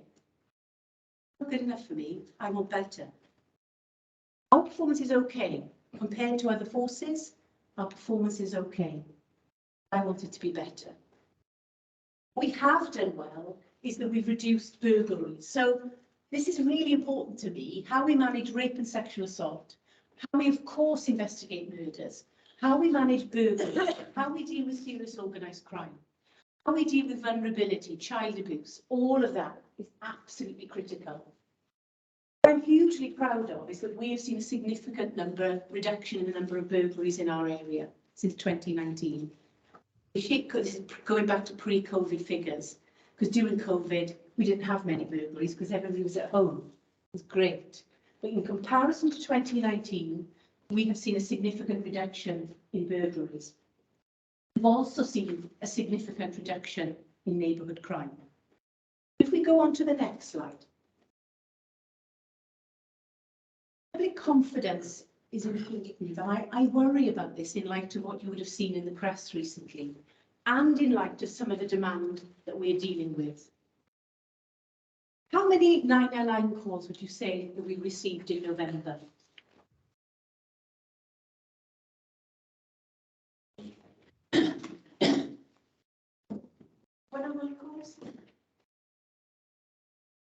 So, this was our public confidence before the cultural issue that we've discussed earlier landed in the press, okay? So I'm really interested to see what our February quarter looks like. In November alone, we dealt with 7,919 999 calls. We dealt with 10,697 101 calls. The same people answer the 999 calls as answer the 101 calls. I'm going to be really honest with you. Is that calls that were answered? For November. Yeah, there's an abandonment rate where people can go through to another section. But I can go through that in more detail. Yeah, they were answered. I'm going to be really honest with you because people in this room and members of the public often say to me, why is it taking me 15 minutes to go through on 101? Let me tell you this.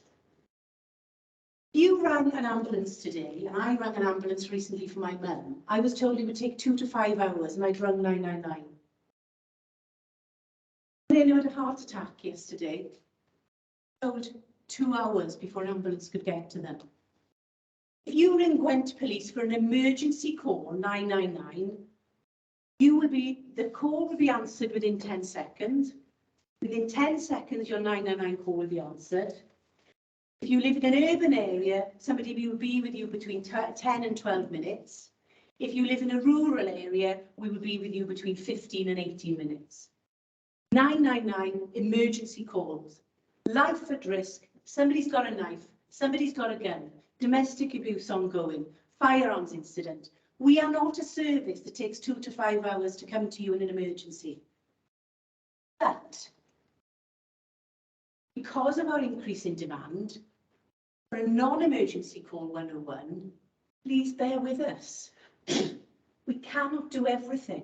How would the budget affect the response of 199? If it was 10%, 20%, I would think. I do not want that performance to become poorer. I don't want this performance to become poorer. Extra cost, extra money, make it better. Extra money will just keep me afloat. Right.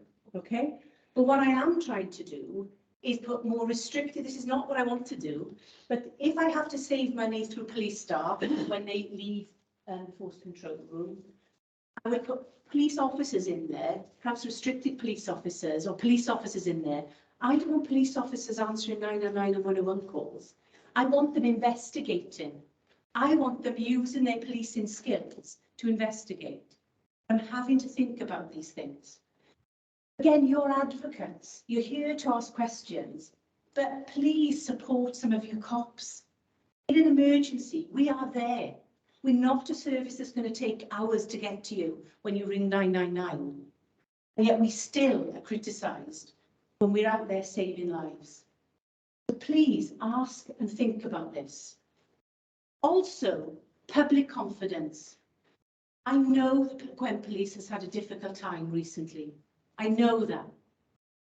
Before the most recent incident, I'm okay, I want better, but our public confidence survey was really good. This is an independent survey, 500 people every quarter by an independent company, all levels, all members of our community, different ages, different backgrounds, surveyed. And compared to many forces, we're on a journey here. We're up to something really good. We're on to something really good. It's not brilliant, but it's not bad. But I want this to improve. On to the next slide.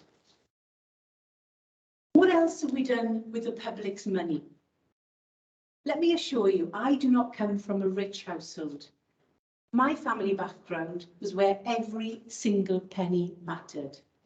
Free school meals kit, full grant. Okay? I know how hard it is, and I would never ask for money if it wasn't much needed. What we've managed to do is invest money in policing. We haven't built luxuries. The police headquarters is not a luxury, it's a must, because we had people answering 999 calls in coats because the windows were falling out. People negotiating, people who were going to jump off a bridge to commit suicide, and the telephone operator was sitting in a coat. I've never been so embarrassed in all my life because we were not fit for purpose, and we are now. And what we've done is put the money into things that matters, the Commissioner and myself. And by the way, I'm not at all political. I stand here as a public service leader. But if you look at the officer numbers, along with police uplift, we have increased police officer numbers significantly, an extra 159 on top of police uplift. What that means is we've got a hell of a lot of young officers, most of them in their early 20s. We had a pass-out parade this week. I felt like a grand, honestly, I felt they were calling me ma'am. You know, I'm not ma'am to them, I'm ma'am. You know, these are young people who've stepped up to be leaders in public service. And they are the people who are going to be out there fighting with people on a Saturday night, dealing with people who are spitting at them, punching them, you know, all of the time. 5,000 assaults against emergency workers last year. 5,000 assault against emergency workers, 75% of them are police officers. Battered, punched, broken jaws, ribs, limbs. So my Sunday night is sitting down with a cup of tea, chatting to the cops who were assaulted the night before. And it's not a nice hour or two, because they just want to get back in there and serve their communities. It absolutely annoys me when they're not valued, because some of them, the majority of them, are phenomenal. We have worked tirelessly to increase representation. This is important to me. Remember, I was probably, you know, a police woman in the early 90s. It was worse than Sweeney, I can tell you. Okay, you know, and I was often the only woman on the shift. I was always the only sergeant who was a female. I was always the only one who then became a chief inspector and moved on. The reason being that I was determined to break down some of the barriers that prevented women and other members of our community to join. And I am absolutely delighted that now over 30% of officers in Gwent Police are female. I'm delighted that we've increased our representation. We're getting much nearer to the 3.2% in terms of representation for our BME colleagues. The new census data is obviously different, and we want to make sure we research that and keep our outreach work to make sure we are truly representative of our communities. That builds public confidence. These officer numbers I cannot reduce, otherwise the UK grant will reduce. So if I reduce officer numbers, I will lose that money from the UK grant. I cannot reduce the PCSO numbers because we have the grant money primarily from Welsh Government for that. Where am I going to get this £7 million from? And it really concerns me, and I understand the cost of living crisis. I understand. It has to be about balance. I've got to save some, I need to, obviously, and I can assure you I've got an efficiency board running as we speak today to squeeze out every single penny that I can from my current budget. And I am doing that with vigour, because I know the community cannot fund the entire £7 million. I know that. But I do need a little bit more help so that I don't have to save the equivalent of 7 custody units. Can we go to the next slide, please? And I know I've got to be careful because of time. I told you I get passionate. All of these things are things that we've invested in. Cybercrime, new technology, okay? Investment in telematics. Every vehicle in Gwent Police has a black box on it, a bit like insurance things. That tells me about people's manner of driving. It tells me about whether or not that vehicle is being used to best effect. Can I save that vehicle? Can I put it somewhere else so that we make best use of the vehicles that we've got? We've invested in a rape investigation, opposite area, all of that. We clearly had to invest in occupational health to support our officers. And of course, we're doing everything we can to ensure that we reduce crime and improve cultural standards. As we move on. Some of the investments that we've put together, yeah, that's what it's cost for our safeguarding hubs, invested that amount of money. So that safeguarding hub is a multi-agency approach to dealing with early intervention and safeguarding issues in our communities. Cybercrime, all of these issues are matters of real importance. Criminal Investigation Department, public protection, that's where your serious crime is dealt with. That's where your adult abuse, your domestic abuse, all of your safeguarding issues are dealt with. The demand is going up and up. I can't afford not to do that. Whatever my budget bid, I have to deliver against those risks. As we move on. Some of our typical demand in a day, and it's really important, I've mentioned 999 and 101 calls. We generally have about 5 burglaries and 3 thefts a day. Okay, we have 47 domestic abuse incidents a day. 11 missing persons. Now, that might not sound a lot. A missing person on average can take between 4 and 10 hours to deal with. We have 11 of those a day. We have 38 antisocial behaviour incidents to deal with. We have 93 vulnerable adult referrals every month. We manage and monitor 856 sex offenders in Gwent. I can't afford not to do that. Can't afford not to manage those. And I will manage them whatever. 271 child protection referrals a month. All of these issues, in addition to those other areas of the business that's not policing linked, mental health incidents, 16,500 a year, 700 rape cases a year, 4,000 cybercrime, and we're between 9,000 to 10,000 arrests. All of this is what keeps communities safe. It's essential for communities to flourish. Managing crime, dealing with crime head on, in my view, is a key part of the well-being of communities. And if communities are not safe, businesses won't invest and communities won't flourish. Crime, managing crime, is a core key element of community safety. Move on then, please.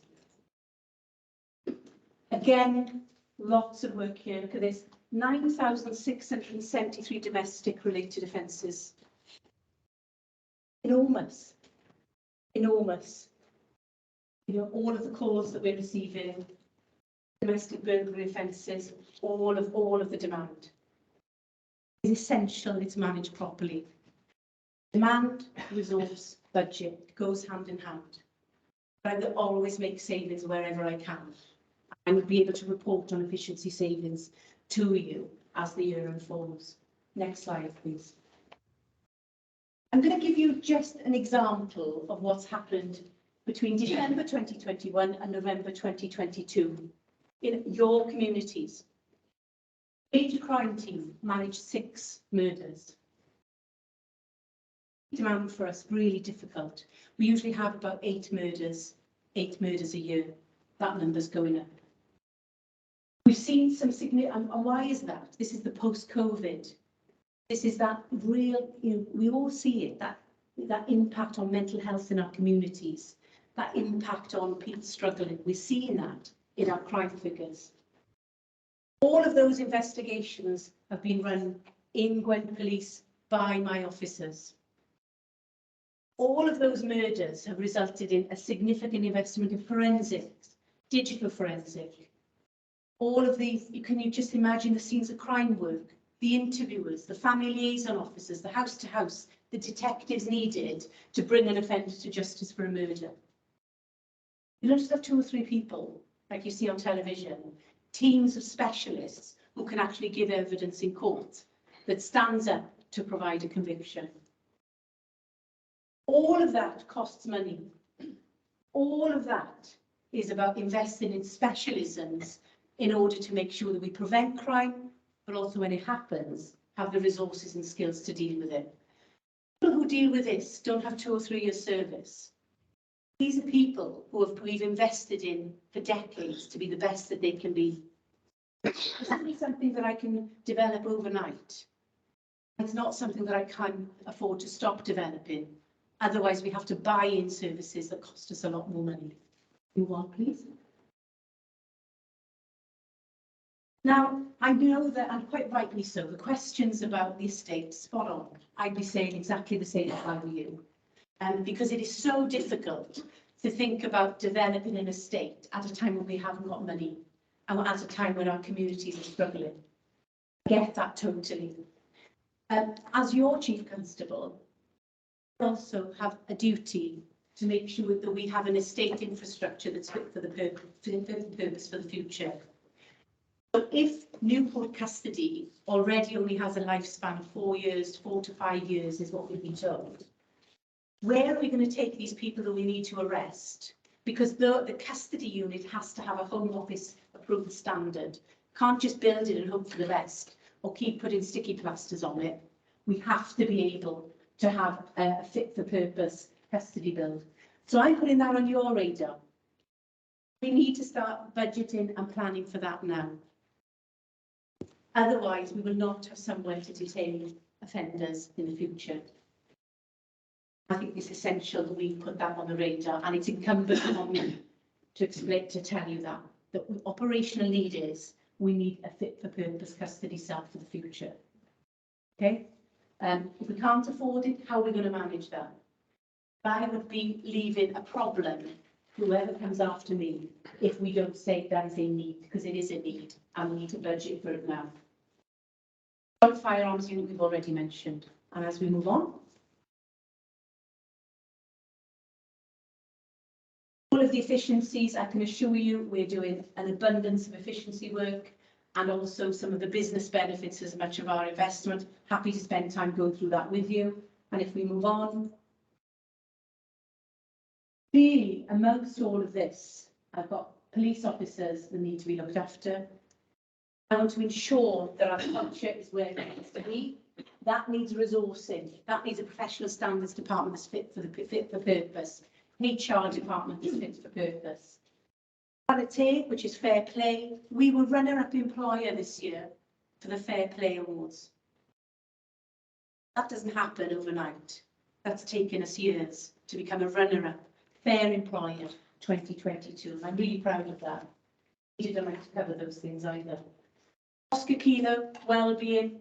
Of course, all of the work that we do, Samsung devices, laptops, that's from the capital budget. The UK government, currently we have no money at all, capital projects, has to come out of my revenue budget.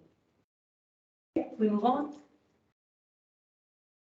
Technology, if we don't invest in technology, we fall behind and we cannot investigate, we cannot deal with criminals, and we cannot be more effective. So we have an absolutely, measured, proportionate technology plan and programme. It's nothing over the top, it's just basics, but I want our cops and us to be able to deliver here at Gwent. And then we move on. We can go to the final slide, if that's okay. To the last slide, if that's okay. So I'm just going to leave you where I started, because I know time is of the essence and I could go on and on today. This is your police service. You're asking me to deliver. Right? And if you want me to deliver the service, understand the risk. Understand the risks of where we are. I know it's difficult and affordability is difficult. If we go too low if we go too low, and I've got to find that, there will be risks. There will be risks.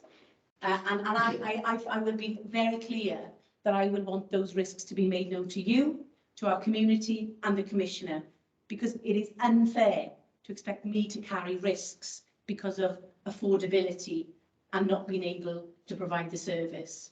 So those risks will be spelled out to you and others if it's an affordability issue. But my word to you is every penny, every single penny that comes into Gwent Police is scrutinised, used wisely, and every penny absolutely matters and is valued that we have from our community. But there are risks if we don't meet this budget.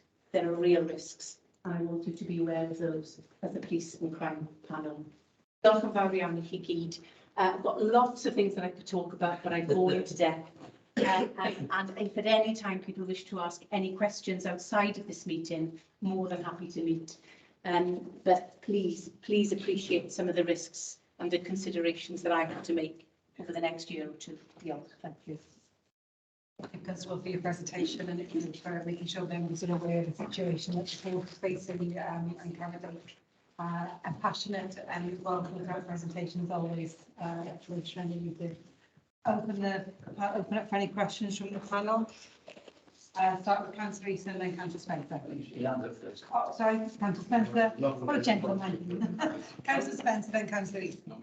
I just want to confirm the 6.8% is 25 days.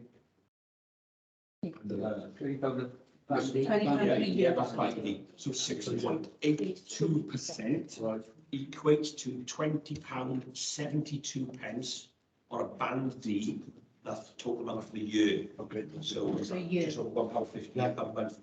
And I often in these times equate that to what a local authority equivalent would be. So if we applied our percentage to say Newport or any local authority here, that's about £90. So when we talk about percentages, we just be very mindful. 6.82%, because our 3 seconds much less and the local authority piece. We're about 300, you're about 1,300, it all comes together. So if we talk financial terms, 6.82% for us is just shy of £21 for the year. And if you equate to that, that's 6.82 for local authority, that's about £90.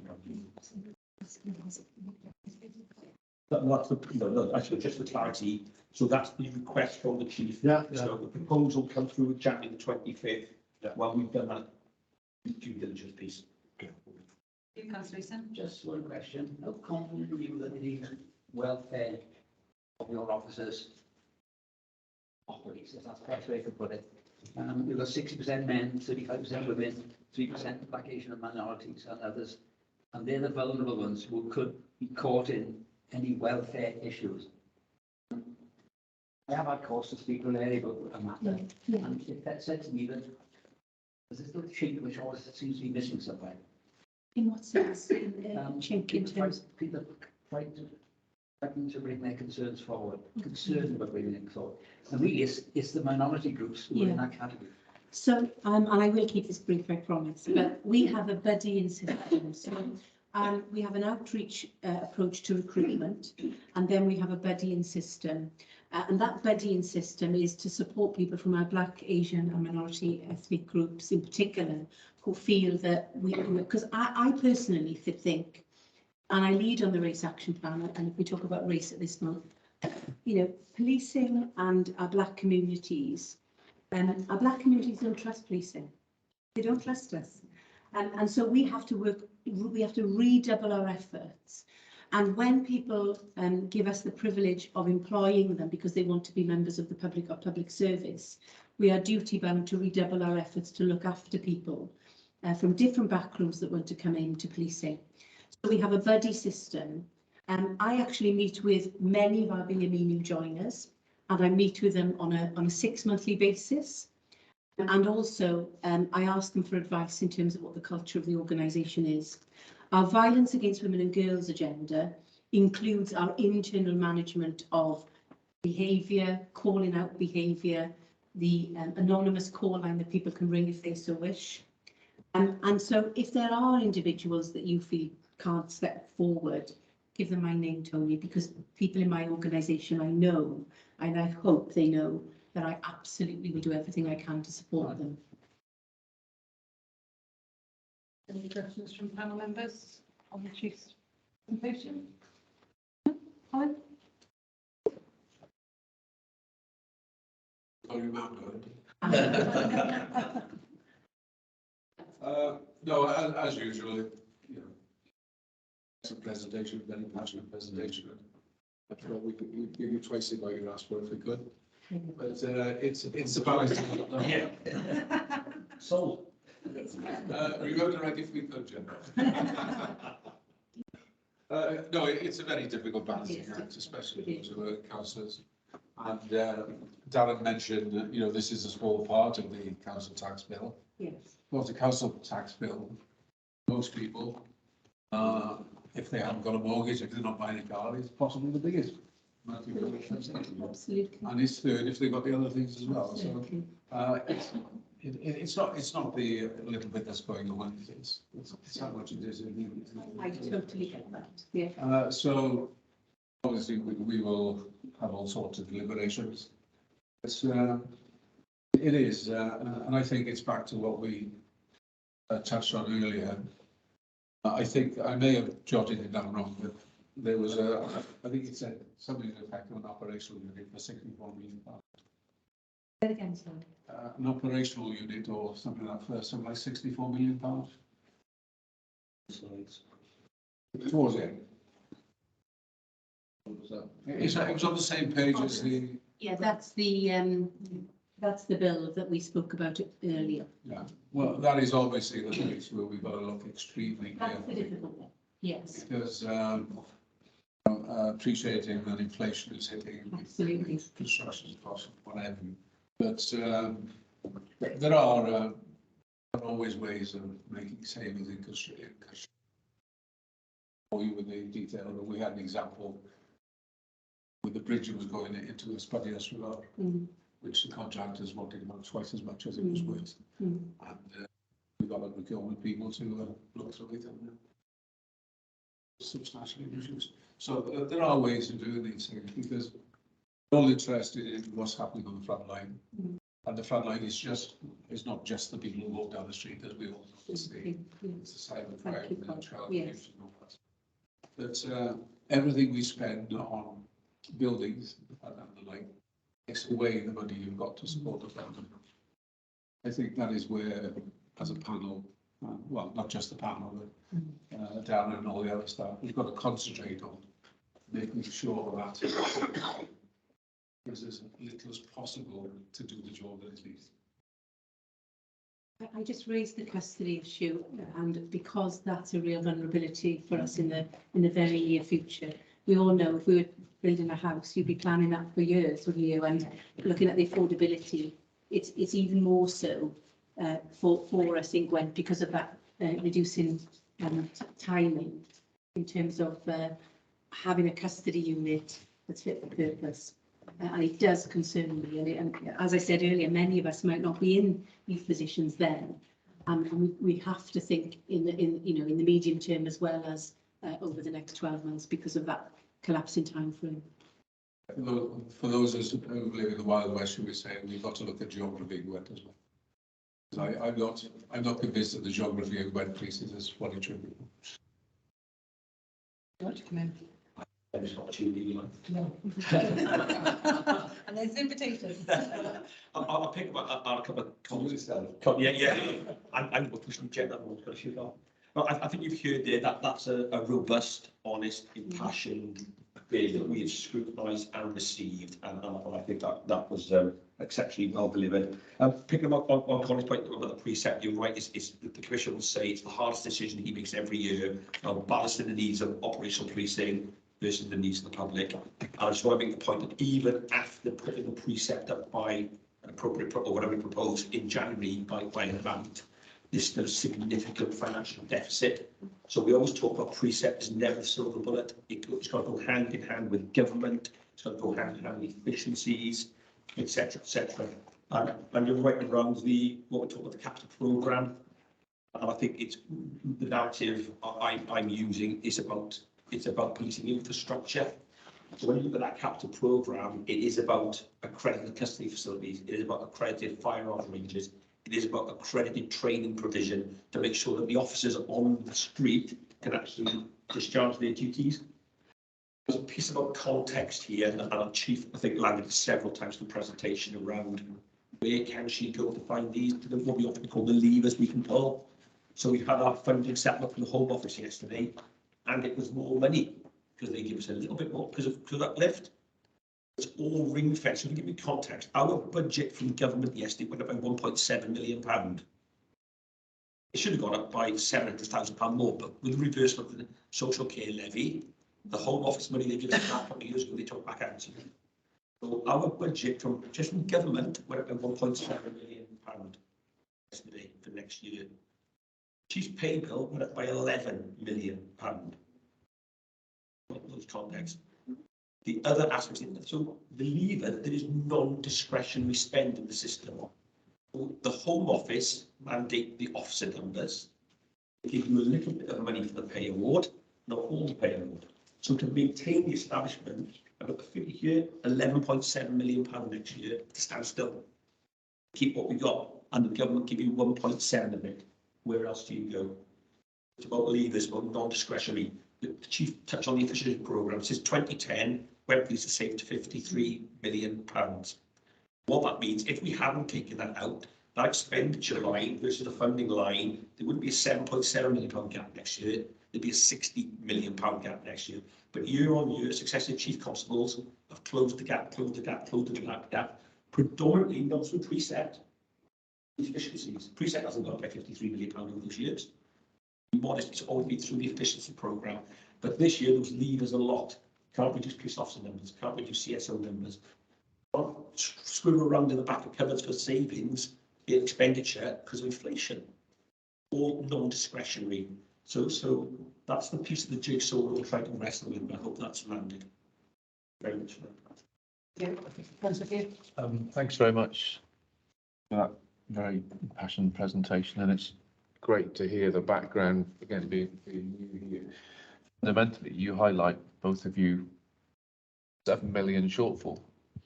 And you've talked about risks in relation to the operational side of it. There's a financial risk, isn't there, of not being able to fund it? Yes. That's the conundrum that all of us are in, that somehow or other there has to be a solution. I'm sat here now thinking, you know, with my corporate finance hat on, thinking, how's that going to be done? And that's the very difficult discussions, that I'm seeing at Monmouthshire County Council with a 23 million shortfall next year, although they've, every authority is like it, but, you know, I quote our figures. So there's a conundrum that somehow or other has to be filled. And I'm sat here thinking, no. It's the worst. I've been doing this for 17 years, believe it or not, sat here with the panel and predecessors. It's the worst years simply because of the inability to pull other levers. I think that thing. I have a legal duty to balance the budget. The only place I can go, as local authorities will all be the same boat, is into reserves. That has a significant sting in the tail. Because if you put a non-recurrent sticking plaster, balance the books this year, but the cost is still there next year, and I've used that money once, I can't use it again. So, and to that degree, we're not sat here for the first time having to use reserves to balance the books. We've done that in the past, but it's been 1 million, 2 million, and there's been opportunities in the efficiency plan because of the levers you can pull to deliver savings and it's about timing. This year is, where are those levers? Where are those opportunities? The backdrop of 53 million, the backdrop of, you know, 84% day bill. Our unique selling point is officers, staff, CSOs, and when they're like, you can't go there, so I can put a reserve sticking plaster on, but at the same time, reserves are depleted, we avoid borrowing, we de-risk borrowing past.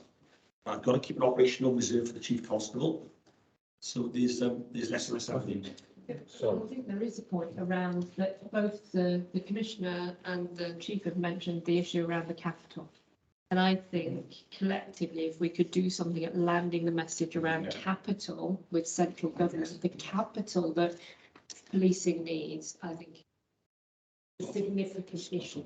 And that's one of some, you know, any influence that we have. But I think, am I right in saying though, even if capital expenditure was to be deferred for a year or two, you're talking about savings of about £1 million ballpark. So that still gets you down to a 6 million shortfall.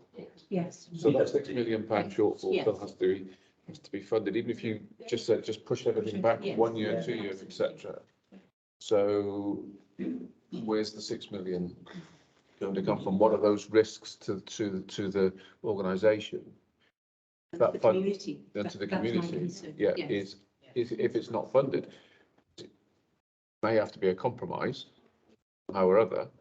There's a clear risk from what you've said that if, let's call it, you know, 6 million, 7 million, whatever the number there is, isn't funded, something's got to give, and we have to be realistic about that.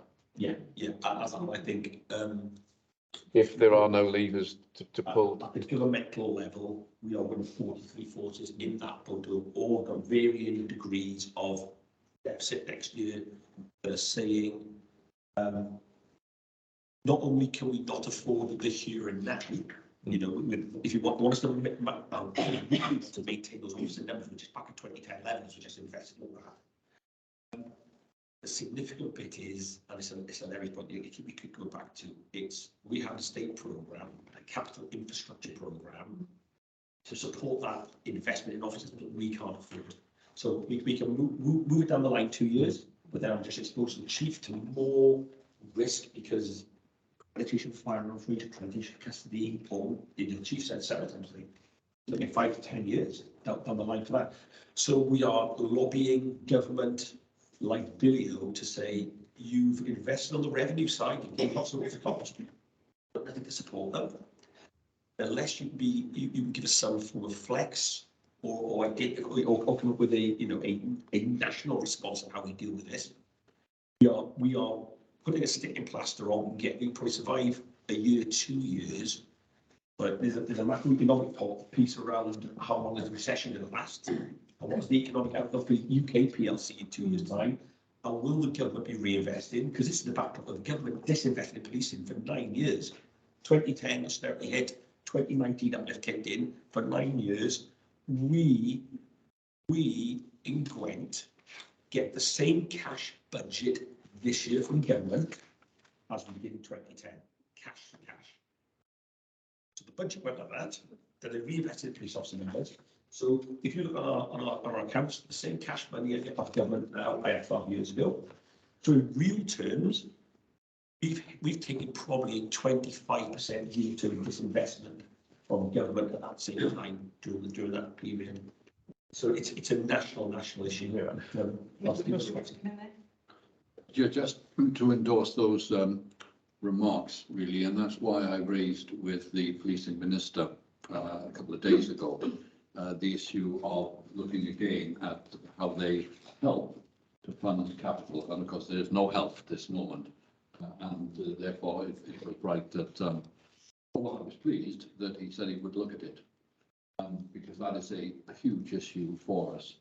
There are major issues of accreditation that we have to bear in mind, and they impact upon the capital budget. So you're absolutely right in terms of these imponderables, but nevertheless, that is the issues that we have to resolve by the time we meet next later on in January, is how we balance that issue of operational need against affordability, and it's never been more difficult. We are slightly more fortunate in Wales in that there is a cap on the PSET for English forces of £15 per annum, and that's a one-off. And that doesn't apply to us in Wales because local authorities, to which this is linked in, are of course devolved, and we therefore have a little bit more flexibility for us in Wales. And we've said that the figure that we're looking for is going to generate about £20 additional as of this moment, as opposed to 15. So all my colleagues in England are feeling exactly the same we're going through at the moment, and certainly in terms of Welsh forces, where we've moved from a position, and here in Gwent, when I first took office, the balance between central government funding and precept was roughly 70-30. Now it's rapidly closing, and it's about 45 in that order, and we can see the direction of travel, and it's obviously concerning. But that is the dilemma that we will have to resolve, and when I come back to you, we will have completed the due diligence, as Darren says, and what we will bring to you will be a realistic, very honest figure. Thank you. Councillor Cate, did you have any further points? Councillor Cate, did you have a further point? Oh, I was going to say that obviously there's 43 of you. There's some form of collective thinking going on about this and lobbying going on. Oh, yes. Yeah. In abundance. And of course, lots of opportunities to collaborate, which we do anyway, on how we purchase vehicles, uniform, so that we're all saving across all of the forces in England and Wales when we are bulk buying things. So lots of opportunities there, and lots of lobbying of government, that's for sure. Because ultimately, you're going to come back to us, as you say, in January, and us as lay people having to make significant decisions, £1 million decisions, on how it operationally affects the people in Gwent. But that's a huge responsibility. It is, but that's why we have the finance group, the estate group, working on the assumption that there's feedback into it. So we will do our level best to make sure you have sufficient information. I've tried today just to make sure that you understand the risk, because that to me is critical. This isn't about money, for us to do nice things. This is about money to deliver a service that protects people in Gwent. And I think it's incumbent upon me to share those risks with you. there's also a little bit of a perfect storm at the moment. So we've got the cost of living crisis, we've got increasing in crime, we've got reduced budgets for policing, and then you've obviously got a significant amount of press, and negative press about policing. And so it's a perfect storm. So we have a lot of people being touted, to leave policing, to go to the private sector, to earn £15,000, £20,000 more, not work shifts, but have investigation skills and work elsewhere. So we've got inexperienced staff, skills that are sought after, a reducing budget, increasing demand, and of course this negativity around trust and confidence. I ask myself the question, for me, what I want is a budget that we can manage and with costings clearly at the forefront of my mind to manage risk. But also, what I really want is for our officers who are out there on the front line, 3, 4 o'clock in the morning, to be valued. And the panel, in my view, as a part to play in being advocates for Gwent Police in the community. Because if I'm honest, it seems sometimes that whatever our cops do, they can't win, because they do their best, and yet people always want to have a go at policing. And I'm not speaking about cultural issues, because we've already agreed. So my ask of you is this: yes, let's look at the budget. Let's make sure that we've got a budget that hopefully I can deliver a service and do a good service here in Gwent. But please, can you value our police officers and staff who are out there, freezing cold, 3, 4 o'clock in the morning, yesterday dealing with, a child death, a road traffic accident, the same people, and then had a knife shown at them because somebody wanted to commit harm to them. But those are the same people in an 8-hour shift had to deal with those 3 incidents. And then they go home and people, in the media, just running policing down constantly. So there's a perfect storm. And, my ask of you is please get behind your local force and really, really appreciate what those young cops are doing out there, because every day they inspire me. Thank you. I think that's the point of rapid agenda item. Sort of putting that across. So thank you for sharing that with us, first of all. If I can impress upon officers, the January meeting, it is going to be a challenging meeting. It's going to be a difficult meeting. The finance subgroup and the states group will meet prior to that. We will share back any information to the wider panel that we can. But my plea is please give this some thought and be sure that you are here for the January meeting to be able to have that discussion and make those decisions with us as a panel. Thank you all very much. Moving on to agenda item 7. I'll pass over to Kath now for the Gwent Police and Crime Panel Recorded Complaints and Conduct Matters Register. Thank you, Chair. This is an annual report before the panel, who are responsible for considering complaints against the Commissioner and the Deputy Commissioner. The report sets out at 4.2 the categories of complaint that are can be made against the Commissioner. The panel is responsible for general complaints, which are bullet point 1. Any complaints over conduct matters or serious matters would be passed on to the IOPC. It would not be a matter for the panel to deal with those. 4.4, you can see we received 1 complaint, but that complaint is not recorded because after examining it and we looked into it, it wasn't actually about the Commissioner or the Deputy Commissioner. So therefore the complaint was not recorded and it was dealt with accordingly. In addition, there were 18 complaints received that were related to Gwent Police, so they were passed on to the Professional Standards Department as appropriate. There's no recommendations apart from asking members to note it. I'd like to put a note to move the report. Thank you. Second, all in favour? Yeah. Thank you very much. Thank you, Kath. Agenda item 8, the forward work book. Kath. Yes, as we've just spoken about, the next meeting of the panel is on the 27th of January. The main items will be obviously any questions we receive, and we will have the Police and Crime Commissioner's precept requirement and council tax precept proposal. So that will be the only item on the agenda. Any other agenda items will be later, because this takes a considerable amount of time to dedicate. And then the meeting after that will be the end of March. Okay. Any suggestions for items to bring forward to the forward work programme? One of the things I've noted is that in the previous meeting, we talked about bringing a presentation on professional standards. I'm just thinking that we're talking about victims, we're talking about complaints. Would there be any opportunity to bring an agenda item for March? Is that a bit tight? Just whether or not what you find most useful, whether it's both, so professional standards within the force or PCC's involvement in professional standards, or we could do a bit of a mixture of both, but happy to bring something, because we were always going to do, I think originally, just a briefing for members, so Yeah. happy to pull that together and How do panel feel? Have they got a particular preference for focus? Would you like to know a bit about both, or would you? both. Both, so both, is that would that be possible for March, do you think? Yeah. Lovely, thank you. Councillor Chapman Dawson, you mentioned an issue around. Oh, yes, about recording about accidents. I had an issue. I wanted some figures to back up my argument to council, and I couldn't find any figures for any accidents. And I know there's been quite a few in the area, but there's no figures.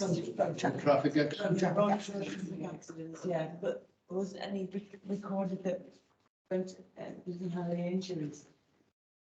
So we wondered, is it possible maybe to have a bit of a presentation around road traffic accidents? You know, we did one previously, didn't we? I would share that information around as well, because obviously the Welsh, we provide data to Welsh Government, so there is quite a lot of detail. I know we shared with you previously on that, but we can specifically look at. Easily we have that data. Yeah, could we update that and share it as an information item? Yeah. Would that be suitable? Okay. Well, there was a meeting this week of the victims, of a panel for the victims. Could you give an update on that, please? We had a first meeting of our victims review group yesterday, and we've sort of worked out the sort of terms of reference and some sort of methodology around what we would like to look at as a group. So what I've agreed now, following the meeting yesterday, is I will go away and I will draft an actual template setting out exactly what we'd like to do. One of the things they'd like to do is just to make contact with Connect Gwent, and also maybe draft a short survey for people who've used the service to get some feedback from them in terms of how they feel the service has been for them, and also to maybe do some reviews of good practice and to do some sort of like desktop reviews as well of literature. So there's a few things that the group would like to do. Sian was kind enough to come along as well. So as soon as I've drafted that, I'll circulate that as well for all the members of the panel to see what the group will be doing. Could we maybe put as an update, just as an update on the 31st? I can give an update just we can March, give an update as to where we're. I mean, we may not have actually got very far in terms of referencing some initial, but perhaps we can do that as an update to that one meeting. And obviously performance quarter 3 and quarter 4 will come to the next couple of meetings. So within the pack today, members will have performance quarter 2 information, but that purely is information. And, you know, if you've got any questions on any of the information items, because there are a couple of information items on the agenda today, whilst we don't discuss and raise questions during this meeting, they are there for information. Should you have any questions, please feel free to direct them through Kath, and she will raise them as necessary with the relevant officers and feedback to the panel. Further questions on the forward programme? Okay. That then brings us to the end of today's meeting. The rest of the agenda items are for information only. So we can bring in the meeting to a close. I'd like to thank everybody for their attendance today. Despite the weather conditions being a bit scary and thinking what was our options, we are here. I'd like to wish a very safe and a lovely Christmas to all the panel members, and particularly to pass on our thanks to the Gwent police officers and staff who've worked diligently this year, and to wish them a very safe time, because I'm sure it's going to be a very difficult and very busy time for them over the Christmas and New Year. And please welcome the panel, thanks to them all over, and everybody stay safe. And we will see you at the next meeting on the 27th of January 22. Yeah, we'll go backwards. 27th of January 22. Take care, everybody. Thank you very much.